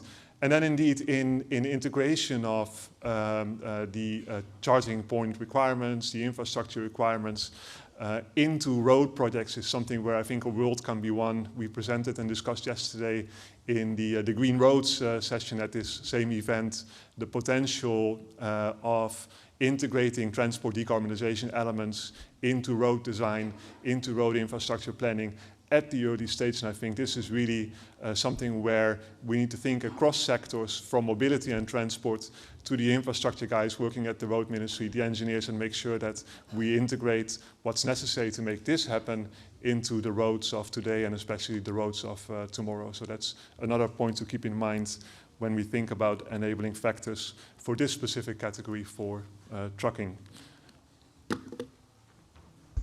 The next one, you know a lot about urban buses, which are being moved. Interurban buses traditionally have two problems with them for electrification. The distances are very long, especially in Asian countries. You also use often various drivers, so you don't have these long stops, neither at the ends. So the distance is an issue. And the other issue is where to put the batteries. In the urban buses, it's traditionally on the roof, a large part. You can't do that really in the interurban buses, otherwise you reduce stability. And the other issue is you don't want to put it underneath, otherwise you don't have space for the luggage. So that has been a critical point. But there are now multiple manufacturers of interurban electric buses on the market. And for example, we designed recently a project for running between Almaty and Bishkek, which is around 240 kilometers one way, including a small mountain in between, which could be operated by electric interurban buses today with ultra-fast charging at the border. Ultra-fast charging means that you're applying around 10 minutes of charging when the people present their passport at the border. And during that time, that would be sufficient to recharge the bus to do again the 240 kilometers. So again, you need very high power chargers. You put something like 800 kV to 1.2 mega on the bus during the 10 minutes. And then you can drive that distance. So that technology is available today, and it would be, in fact, for that distance Almaty-Bishkek more profitable to run it with electric buses than non-electric buses. A point also there, you do need to have the available power. For example, Almaty-Bishkek, the problem was that in Bishkek as well as in Almaty, where the buses stop, the end stations where we originally wanted to charge them, there is no surplus power available at the substations there. So you can't charge it. So you have to really look when you design systems at the grid, distribution grid, localized grid, and not only at the vehicle.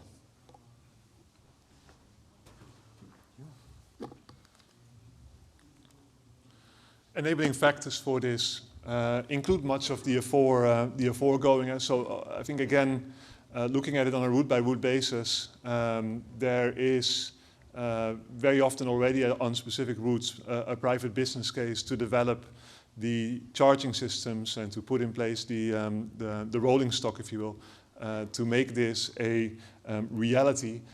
But in some cases not, and in some cases practical issues, as highlighted with concern to, for example, grid capacity, can really put a brake on this. And one way of dealing with that is obviously to augment the charging points that require that high power capacity, to also have battery systems to buffer in additional power to deal with peak loads when they happen.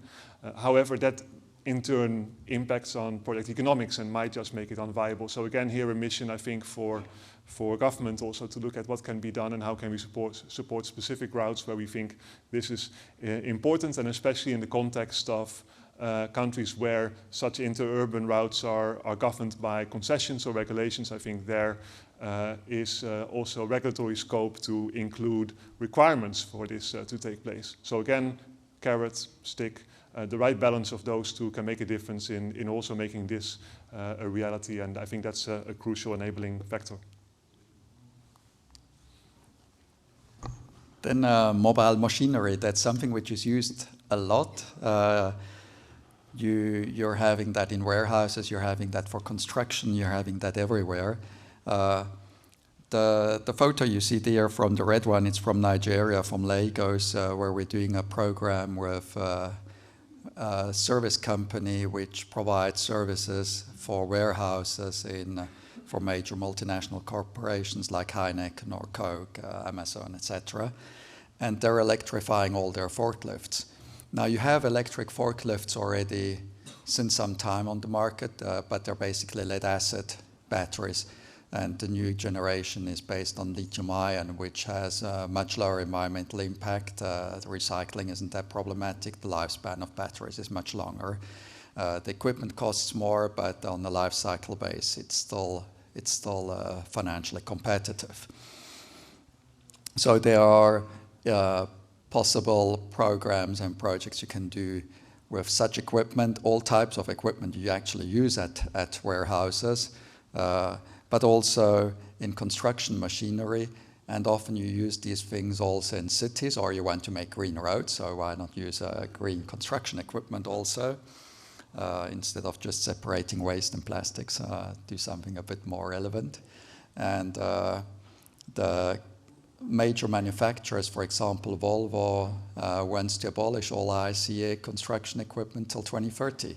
So it's really a movement of the industry, also of suppliers, to put such equipment on the market.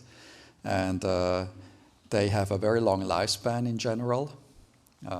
So it's if you replace them early, that can have a very long impact.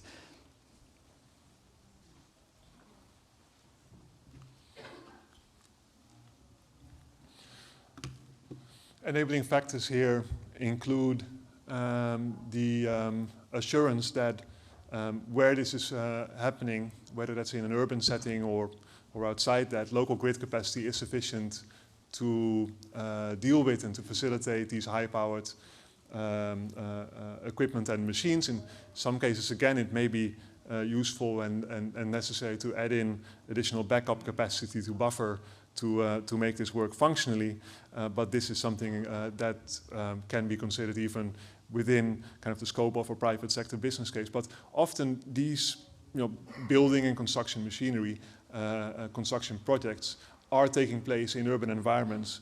And so a little bit in parallel to what we see for low emission zones for passenger traffic, in the urban environment, imposing a type of requirement in permits, in construction licensing and processes that construction is done through low emission or zero emission construction equipment is also something that can really help a lot towards making this happen. So again, this is something where we can see the markets, the technology, I mean, slowly taking shape. But again, to accelerate this, and we discussed it yesterday a little bit in parallel also in road construction, setting requirements in permitting, in tenders, in contracts, in the regulatory space to make this happen is also a way to accelerate this particular pathway, and where the business case for generally, I think, all these types of modalities and kind of e-mobility technologies that are emerging is still thin or difficult. There are financing mechanisms out there that are not generally thought of for these types of equipment that can be accessed and that could be explored further. And those include carbon financing and carbon credit and whatnot. And I'm sure we'll talk a lot about that and have talked a lot about that these days. So that's also something to keep in mind. Then mining equipment, it's often looked upon mining sector as a rather a negative sector in greenhouse gases, but mining companies are in fact, many of them quite progressive in trying to reduce their emissions, and there are technologies also there. On the one hand, you've got the secondary equipment you're using in mines. Most of them have buses, pickups, and all that type of equipment for their staff, for their overall operations.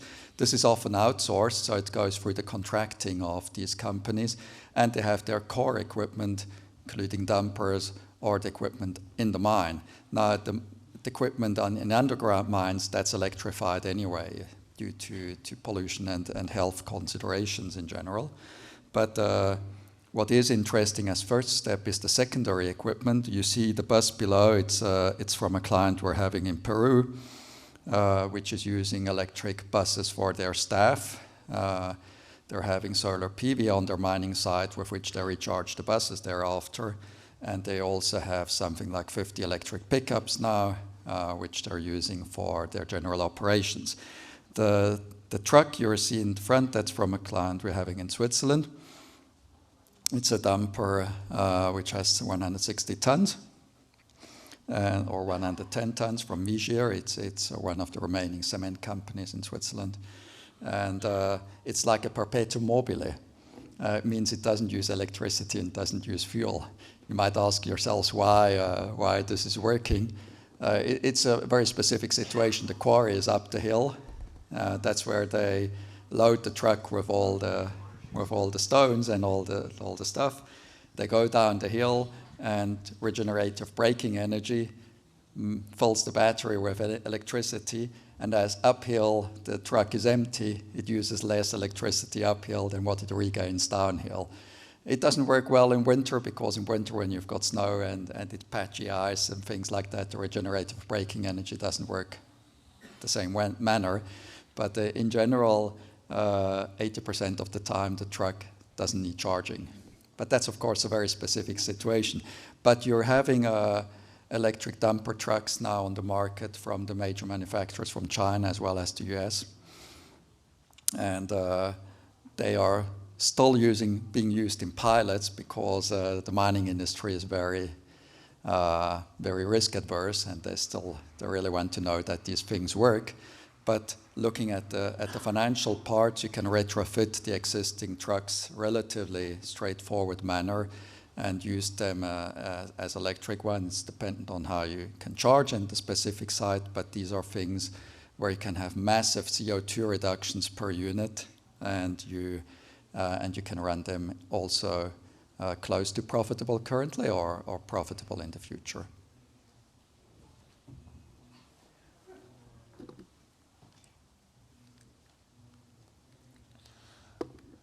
Again, here I think the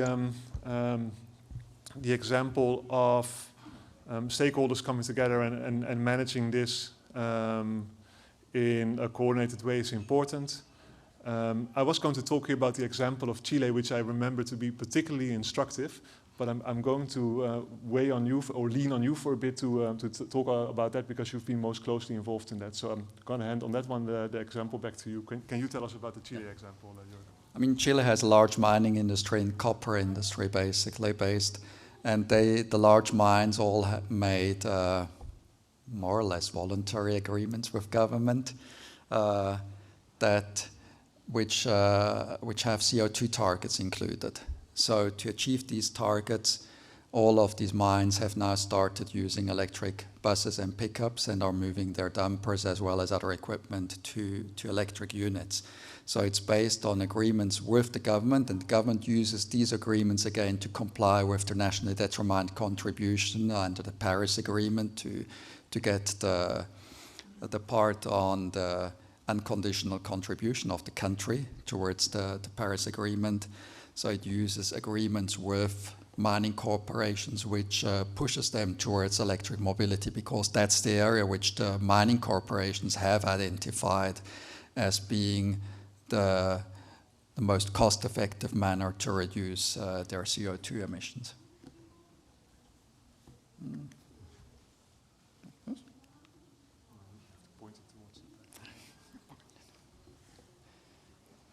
Then some special equipment. All of the cities use refuse trucks, might not be owned by the municipalities, but by service operators. You've got port and airport vehicles, from tugboats to mobile machinery to cranes, etc. And also there, a crane, for example, can result in 500 tons CO2 per annum, which you can reduce with an electric one. So there are great opportunities in using such equipment. You see here an example in Brazil, which they already have more than 200 electric refuse trucks running in the city. That not only has the positive impact of CO2, but you often use the refuse trucks during the night, so it has much lower noise effect because you use the engine for compression of the waste, and an electric engine makes much less noise than a diesel unit and much less local pollution. So these are also areas which are being electrified currently and where you could put up easily programs.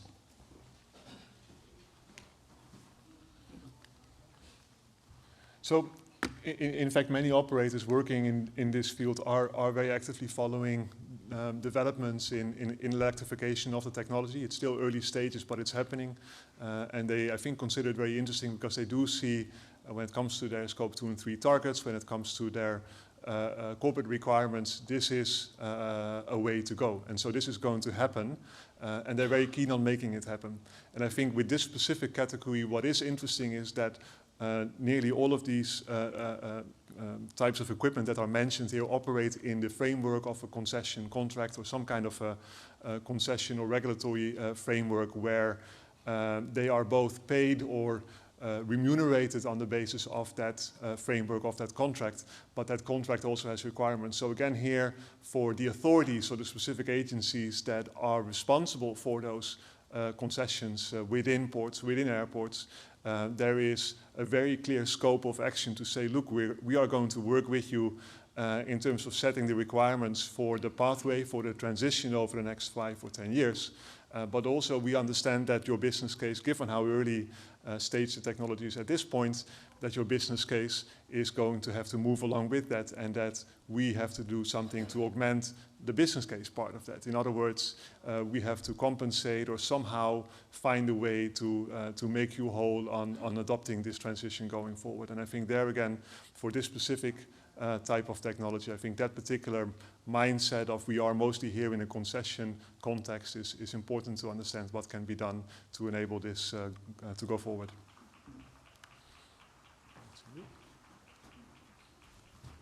I think this is the last part, electric ferries. I'm not saying shipping in general because, of course, you can make shipping in general also electric, but it's completely different solution for long-haul shipping, let's say over 100 nautical miles, where you're probably going towards e-fuels, e-methanol, e-LNG, LPG, if you want to go to zero emissions, and it's also international waters, so it's not under the Paris Agreement.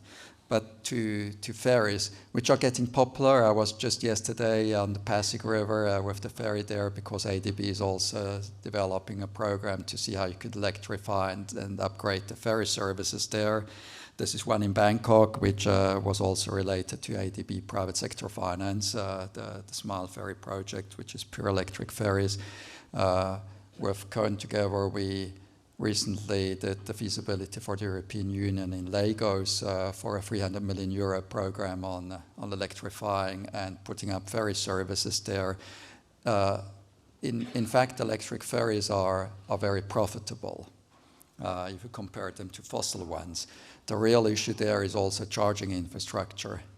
That means you need to have the distribution grid, which is available and has the sufficient power, because you can't run the ferry 10 hours driving 150 kilometers without recharge. Otherwise, your vessel will get very heavy and have a very slow speed.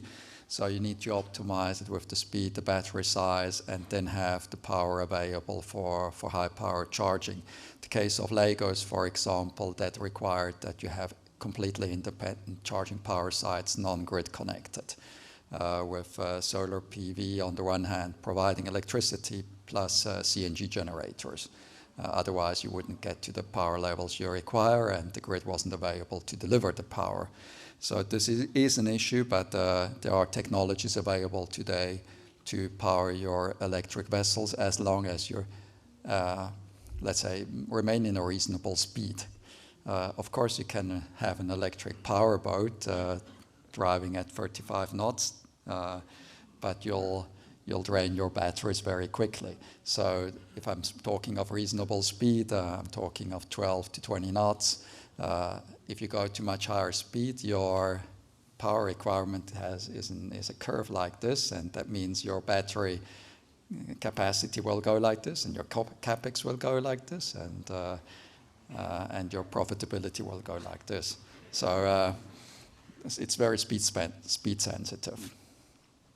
But it is an area which is coming up a lot, and where I think if you build today a ferry system, you have to look at electric options at least.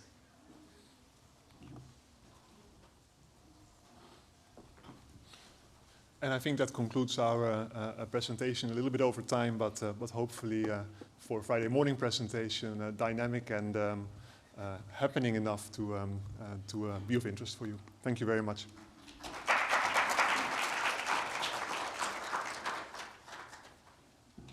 Thank you for very interesting and well-organized presentation between emerging technologies and how to deal with them, make it feasible. So any questions to?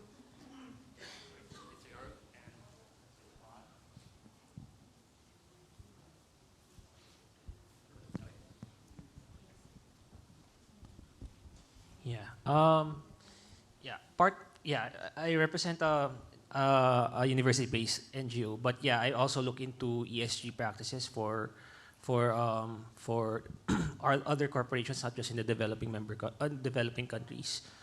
So there's a vast difference between like developing and of course advanced countries, like you've shown, who has invested in large volumes, fleets of electric vehicles. So my question would be, what were the implications and the work that you had to do in terms of labor transition and upskilling of the entities that you've worked with, especially when they've adopted upon usage of the electric, especially electric trucks, when you work with these entities?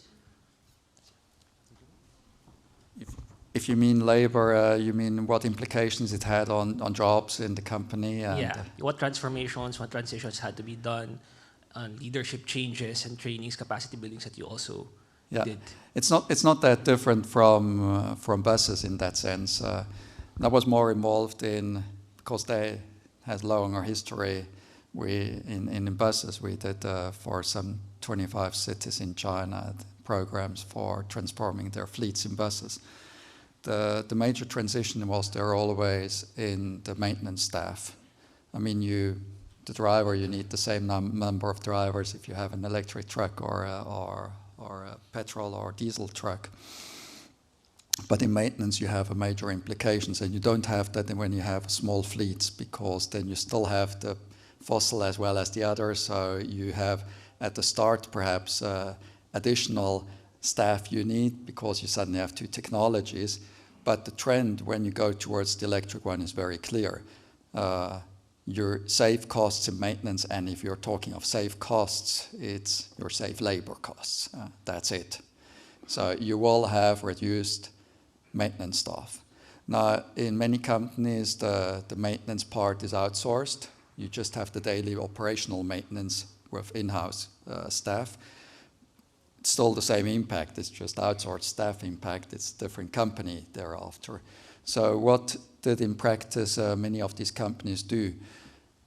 In public transport companies in China, what they did was basically two directions. One is offer jobs internally for different areas. That was, they had a lack of drivers in many of these companies, so they offered a retraining as driver, but not everybody maintained, which is a mechanic, might want to be a driver thereafter. So there were some people who changed, others who didn't like the change. So offering other positions in the company. you forget about training your fossil mechanic as an electric engineer. That doesn't work. It's a different background, or you can go back to university or study again. And the other part was to get completely out of the business, and they offered them management training courses, how to build up your own shop in different area. So it was like creating abilities to be to develop your own business, how to do a business plan, how to develop a market, etc. Trying to put them in other skills areas, but you will have transitionary impacts. There were also compensation payments there. That's even if you have an overall positive job impact, it's other people. So you will need to have some compensation mechanisms in place, I'm sure on that.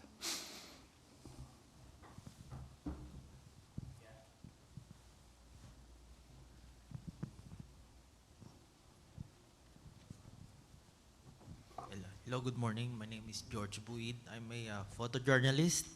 So I see that all the heavy equipment trucks needs a lot of battery capacity. So there's been a talk, or I mean, Ford and Tesla are saying that they're gonna build a nuclear-powered electric vehicle. So do you think that is possible for this heavy equipment? Or are there new technology or development for replacing the battery other than the, I've seen that in the 50s. There were these advertisements in the US that you'll have your car powered by a nuclear device. It's the same bullshit coming up again. I'm sorry to say it in this manner, but I think nuclear technology has proven its lack of usefulness and its problems sufficiently to not require going back again to that drawing point. I'm aware that, I mean, I've got large shipping clients that some ship owners are putting on their ships again nukes, as long as the general public pays for all the problems they're having and for the waste disposal thereafter that works. As soon as you asking to internalize these costs and that they pay their proper insurance fees and the disposal, then nobody will invest in these technologies because they're simply not cost effective. For vehicles, of course, there are different technologies next to battery electric. You could use hydrogen, you can use e-methanol or things like that. It's just a question that to produce hydrogen, you use a lot of energy, and then to produce e-methanol out of it or e-diesel or whatever, you'll use more energy even, and then you can drive 3 times less distance for the same primary energy input than with a battery electric vehicle. So if you've got the charging infrastructure in place, there's no, it is today the best available technology, which doesn't mean that in 20 or 30 years you might have other technologies on the place. But if you look at alternative fuels, then you probably need to use them in the areas where you don't have this technology available. That would be probably long-haul flights and long-haul shipping, where the energy density, even if improved of batteries, will simply not be sufficient to have a cost-effective transport. So that's where e-fuels are potentially much better applicable. And if you really like nukes, then it's probably in the shipping industry and not for transporting your truck, because there simply is no need, and financially seen nor environmentally seen it makes sense. Oh, yeah, but we are really behind the schedule. Just make it quick, please. Yeah, we are 15 minutes behind the schedule. Yeah. The trend on the electric battery right now are lithium ion. How do you see 3-5 years from now? Because Hyundai is already 3 years ago, they have produced hydrogen fuel cell. But last 3 weeks ago, China is also, I saw the product in China that they are now producing lead carbon batteries. So how do we see 5 years from now Is lithium still relevant on the EV? Hydrogen buses are available since 30 years. The first zero-emission bus you had a large bus in Switzerland was hydrogen bus. So it's not actually a new technology. The problem, as I mentioned before, is that from a financial viewpoint and from an energy viewpoint, it doesn't make sense. It made sense 30 years ago when you didn't have the battery technology, but then the battery technology went past the hydrogen technology. Look at Hyundai. Hyundai has its large 40-ton truck hydrogen, which it proposed to sell a lot. The plans to sell within 3 years in Switzerland 2,000 units. After 3 years, it's 60 units, and 500 electric ones, battery electric ones. What's the reaction of Hyundai? They started producing a battery electric truck. What does that tell you? That their hydrogen has no market. Look at major manufacturers, Volvo, AMB, all of the large truck manufacturers. There's none which is betting on hydrogen alone. None. The majority are betting only on battery electric ones, and some are betting on both technologies. So hydrogen is simply not, it's a past technology for these types of vehicles. For other, as I said before, green hydrogen, great to produce. Use it for the fertilizer and steel industry and for petrochemical industry where you're still using black and brown and gray hydrogen. Use there first and then go to applications in the transport sector where you cannot use directly electricity, but using 3 times more primary energy with renewables still being scarce simply doesn't make sense. Yes, that's it. Sorry for. Thank you. We have to move on to the next stage. So today's panel discussion, there will be a panel discussion next to this. So the discussion on GEF-7 e-mobility projects. And today, 3 project representatives from Indonesia, Malaysia, and Philippines, and they are joined here. And Mr. Cohen again, and Mr. Jericho, John Andres will also join as a panel. So all the panels be ready to sitting on the stage. Please come on the up front. So there will be chairs. We're a little bit behind the schedule.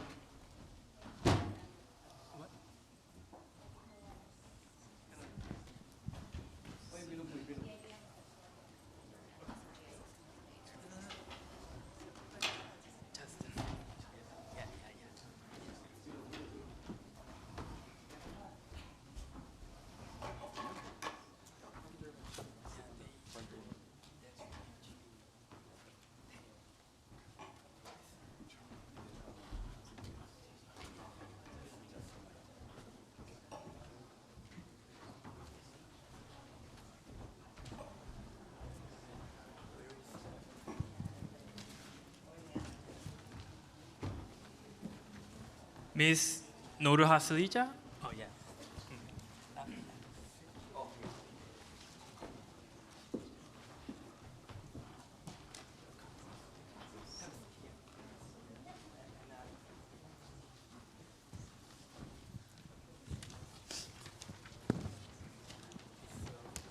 We are going to make just presentation, I think.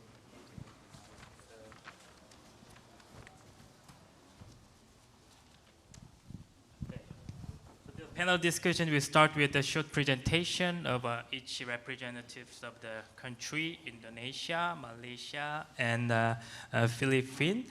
So, and they're going to share the brief information regarding their project as well as the challenges and the opportunities during the project implementation. Let me introduce first Mr. Eko Ajibuano. Eko Ajibuano is a technology and socio-environmental expert with more than 25 years experience of high technology industries in several multinational companies, including IBM Indonesia, Unilever Singapore, UOB Singapore, and Indonesia State-Owned Enterprise. Currently, he works as a national project manager of the GEF-funded NTRAP project. Good morning, everybody. Thanks, Ewan, for your introduction.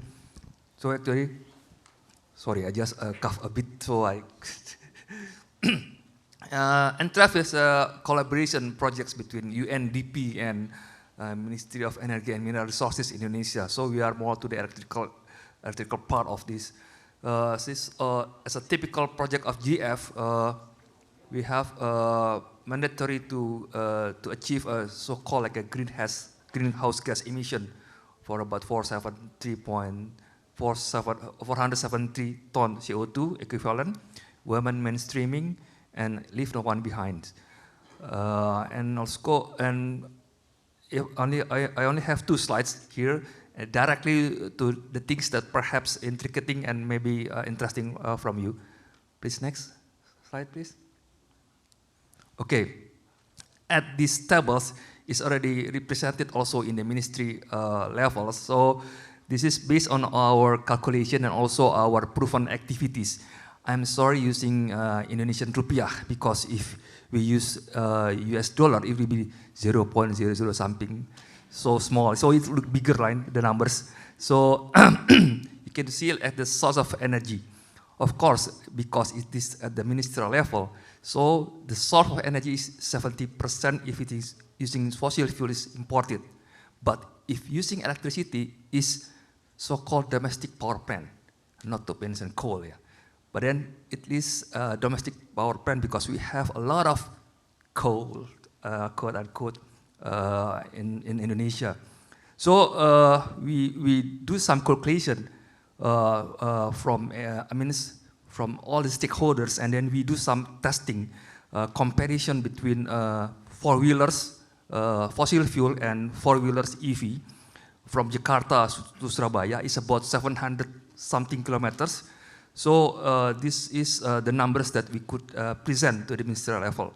So if you go down there, comparison within the average of people traveling in Indonesia, and also the use of fuel. So if you're using electricity, if EV base is a quarter cheaper, than we using fossil fuel. So this is again and again is part of our actually campaign to people to move in terms of operating costs, not to mention the obtain the two-wheeler or four-wheeler electricity. Two-wheelers, so far the TCO, total cost of ownership, already in a good position because there are so many creative ways of how the producer or manufacturers do some so-called like renting a battery. So it's already very attractive and very, because we still, government is still giving subsidies or incentive to obtain two-wheelers by a new or retrofit two-wheelers. Okay, next. So these are challenges. Still, the obtain for two-wheeler and four-wheeler still considered as expensive. And second-hand battery market is not in place. Secondary market of EV is not also in place because the consumers in Indonesia still, if we would like to buy a new EV, a new cars or motorcycle, we have to think about the secondary market and purchasing.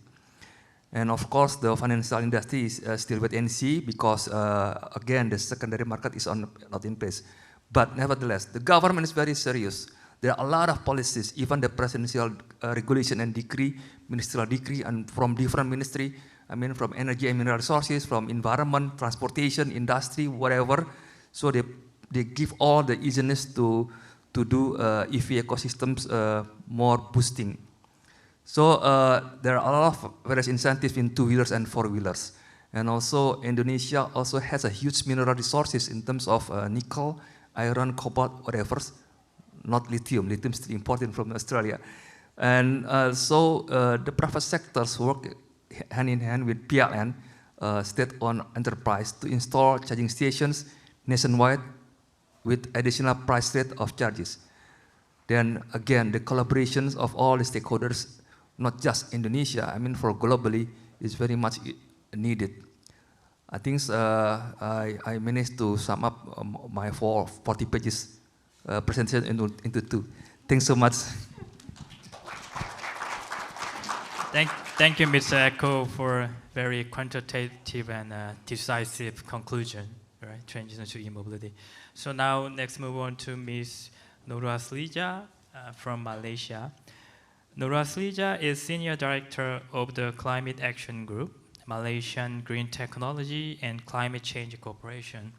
Over 2 decades of public service, her primary work entails close collaboration with states, local governments, and private sectors to devise strategies for driving environmentally sustainable and reducing greenhouse gas emission in Malaysia. Thank you. Okay, thank you. So, good afternoon, everyone. Hope you're still with us. So, just for your information that MGTC, or Malaysian Green Technology and Climate Change Corporation, is an agency under the Ministry of Natural Resources and Environmental Sustainability Malaysia. Yeah, so, for this GEF project, we are the implementing agency. So, we started this project in 2015, which we were granted the first GEF-5 project, which we call as Energy Efficient Low Carbon Transport and Low Carbon Cities project. And the outcome of this project is we produce our low carbon mobility blueprint. Yeah, so that will be the guidance for us. And then next one will be, now we are implementing the GEF-7 project, GEF-7 UNIDO, which on the accelerating the adoption of smart climate transport. Yeah, so later I will explain further. So maybe next, we go straight to presentation. Okay. So just to highlight on the key EV status in Malaysia, right now, as of March 2024, we have about 21,421 battery electric vehicle, yeah, and then we have about 2,564 electric motorcycles, 151 electric buses, and also 2,288 public charging points. Yeah, so you can still see that the number is still small, yeah, but we have a very ambitious targets. For example, that we are targeting our charging stations will be 10,000 by 2025. Yeah, but then we are quite. It is challenging, but then we will start. We'll try to work with all parties, yeah, to make sure that we can achieve the target. Yeah. Okay. So what I want to highlight today is on the barriers to accelerate the e-mobility adoption in Malaysia. The first one is a readiness of infrastructure, which I mentioned earlier, in terms of the availability and also accessibility of EV infrastructure. Now the government decided to focus on DC chargers, yeah, because now we have about 500 DC chargers, and we hope that we can achieve 1,000 by next year. Yeah, so that will be our target, and right now only 60% out of 155 municipalities is still lacking in terms of access of charging station. Yeah, so we are still behind it, but we are working closely towards it. Yeah, and then the second one is also in terms of the affordability. Yeah, so in terms of the ownership of the EV, so we have a limited affordable EV options, which most people, they will likely to purchase cars that cost about less than 100,000 ringgit Malaysia, or equivalent to about 25,000 US dollar. Yeah, which this will be the 70% of the buyers prefer vehicles within the price range. Yeah, and then the higher upfront cost, for example, the bus electrification, upgrading the power availability is also one of the barriers. And then the electric two-wheelers, in terms of the performance, it's not comparable to ICE motorcycles. Yeah, so people still prefer to use ICE motorcycle. Yeah, and in terms of the fuel price, is still highly subsidized by the government. Yeah, this is also another challenges that we have. And then the third one is in terms of the market awareness, the range of anxiety of the people. Yeah, so in terms of the consumers still do not aware on the advantage of EV, and also because of the infrastructure and all that, so they still feel that EV is not something, an option or favorable for them at the moment. Yeah, so a lot of awareness program need to be done, basically, and also and then the last one is on the policy and regulatory. So in order for us to adopt this EV in Malaysia, so we need to integrate the effort and also to have to get various ministries and agencies together so that we have coordinated synergies. For example, in terms of the charging infrastructure, we have to involve various parties, yeah, to get the license, yeah, to get the approval and all that. Okay, so next. Okay, next will be, as I mentioned earlier, so under our GEF, this is also another, we feel that this GEF UNIDO project is an opportunity for us, yeah, because under this project, which aims to support the wider adoption of EVs in Malaysia and also enhance the business sector ecosystem for EVs and sustainable batteries in Malaysia through a policy and regulatory framework and also demonstration of innovation electric mobility solutions. Yeah, so among the opportunities that we have identified is that it is a potential as a regional hub for the EV industry, yeah, in Malaysia, which Malaysia is the leading of EE manufacturing hubs in Southeast Asia, and we have attracted over 30 billion investment in 2018 to 2023 in EV manufacturers, battery producer, and also charging. Yeah, and then the second one is on the EV market prospect is also quite promising, yeah, because we can see that the sales of EV in 2023 has recorded more than 300% growth. Yeah, so this is due to the incentive given by the government, yeah, and also awareness is still there, yeah, even though it is not that much. And then we can see that in terms of the total industry volume, we reached almost 800K units in 2023, which anticipated by 2025. Yeah? And the third one is on the supportive policy and government to transition to cleaner transport, yeah? Which we have produced our low carbon mobility blueprint 2021-2030, which this become our guidance, yeah, and also the government has launched our national energy transition roadmap last year, which is also stated that mobility is one of the enabler, yeah, or the levers. And then we also have a committee, or in terms of the governance, we have the National EV Steering Committee, which chaired by our Deputy Prime Minister. So it shows that it is quite serious in terms of the commitment from the government in terms of EV in Malaysia. So I think that's all from me. Thank you so much.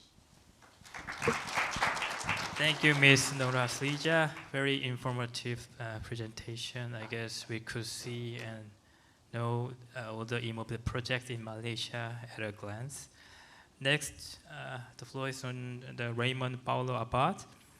Raymond Abad leads the Sustainable Transport Program of Clean Air Asia. He is currently working on the electric mobility projects of CAA and the UNEP-funded electric 2- and 3-wheeler projects in the Philippines. He is also currently working as a program manager of GEF-funded e-mobility project in the Philippines.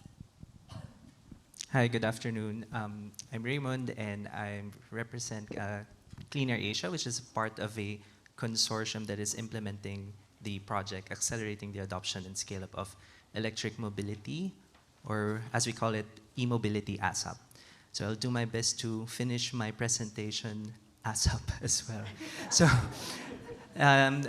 allow me to introduce first the consortium. So as mentioned, I represent Cleaner Asia, and we also have our knowledge partners from the academe, which is De La Salle University and the Urban Electric Mobility Initiative. And we also have partnered with the industry, which is Electric Vehicle Association of the Philippines. Our main objective is the reduction of GHG emissions from transport in the Philippines, but we are focusing more on the industry development of the electric mobility. So we are actually supporting the Department of Trade and Industry and the Board of Investment in their development of the electric vehicle incentive strategy. So our project aims to accelerate the adoption through industry development, and we have 4 main key activities, and I'll just briefly summarize those. So first one is looking at the performance standards for electric PUVs and electric two-wheelers. So the main point of the first activity is that if we are looking to develop the industry, we also need to look at the standards that is needed for the PUVs and the two-wheelers that will be locally manufactured or in the country. And once we look into that, we also need to evaluate the competitiveness of the local industry, actually to position itself in the local market, not only in the local market, but also in the regional or global market, as mentioned earlier this morning. We will also do some demonstration and rollouts of electric PUVs and electric two-wheelers as well. And this would be essential because if we want to stimulate the industry, it's usually a chicken and egg question. Like the industry will ask us, where's the market for it? So understanding the market, what the market needs or what the market is looking for, can be supplemented by these rollout activities. And in the end, all of these will be integrated or consolidated into a EV industry support program development. Next slide, please. So not really as barriers here, but I'll just briefly touch on the general challenges of the program, the project, which is at its earlier stages. So first thing that we've mentioned there focuses on stakeholder coordination. Because we are looking at supporting the industry, we have many stakeholders that we are considering. So the first point here that I'd like to highlight is how we actually integrate the inputs from different stakeholders through a participatory process. So ever since the inception of the project, we are coordinating with various government agencies, the industry as well, and of course the potential end users as well. And another challenge there is when, of course, we're doing this participatory process is understanding the different mandates of the different government agencies and having this sense of understanding of the current policy gaps which the project can support. Which leads me to my second point. So this adds some complexity for e-mobility projects. And when we consider now the aspects of developing the business case that will support the development of the industry, we have to acknowledge the individual challenges that the end users are experiencing. In terms of the sensitivities in the transportation sector, it was earlier highlighted that there is some significant technology inertia towards electric vehicles, especially here in the Philippines.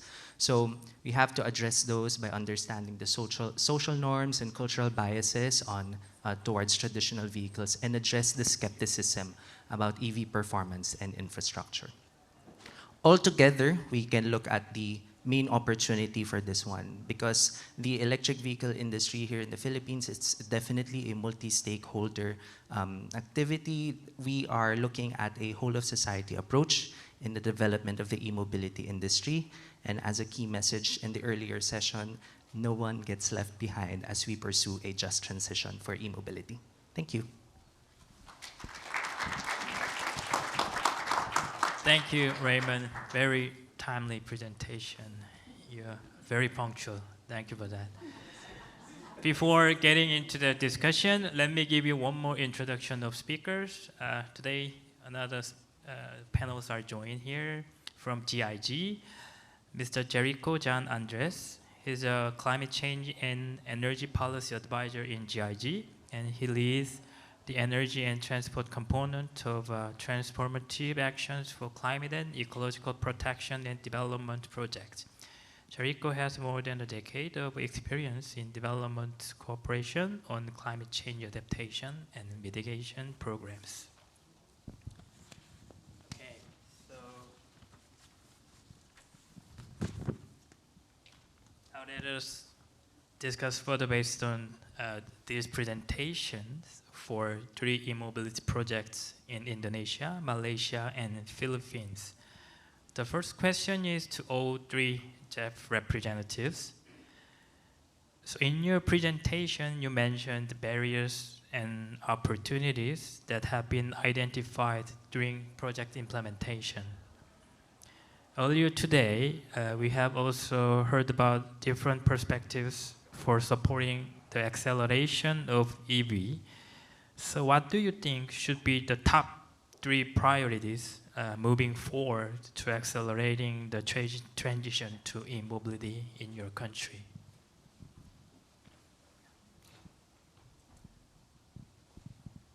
Thank you for being the first. Oh, you're not ready. Okay.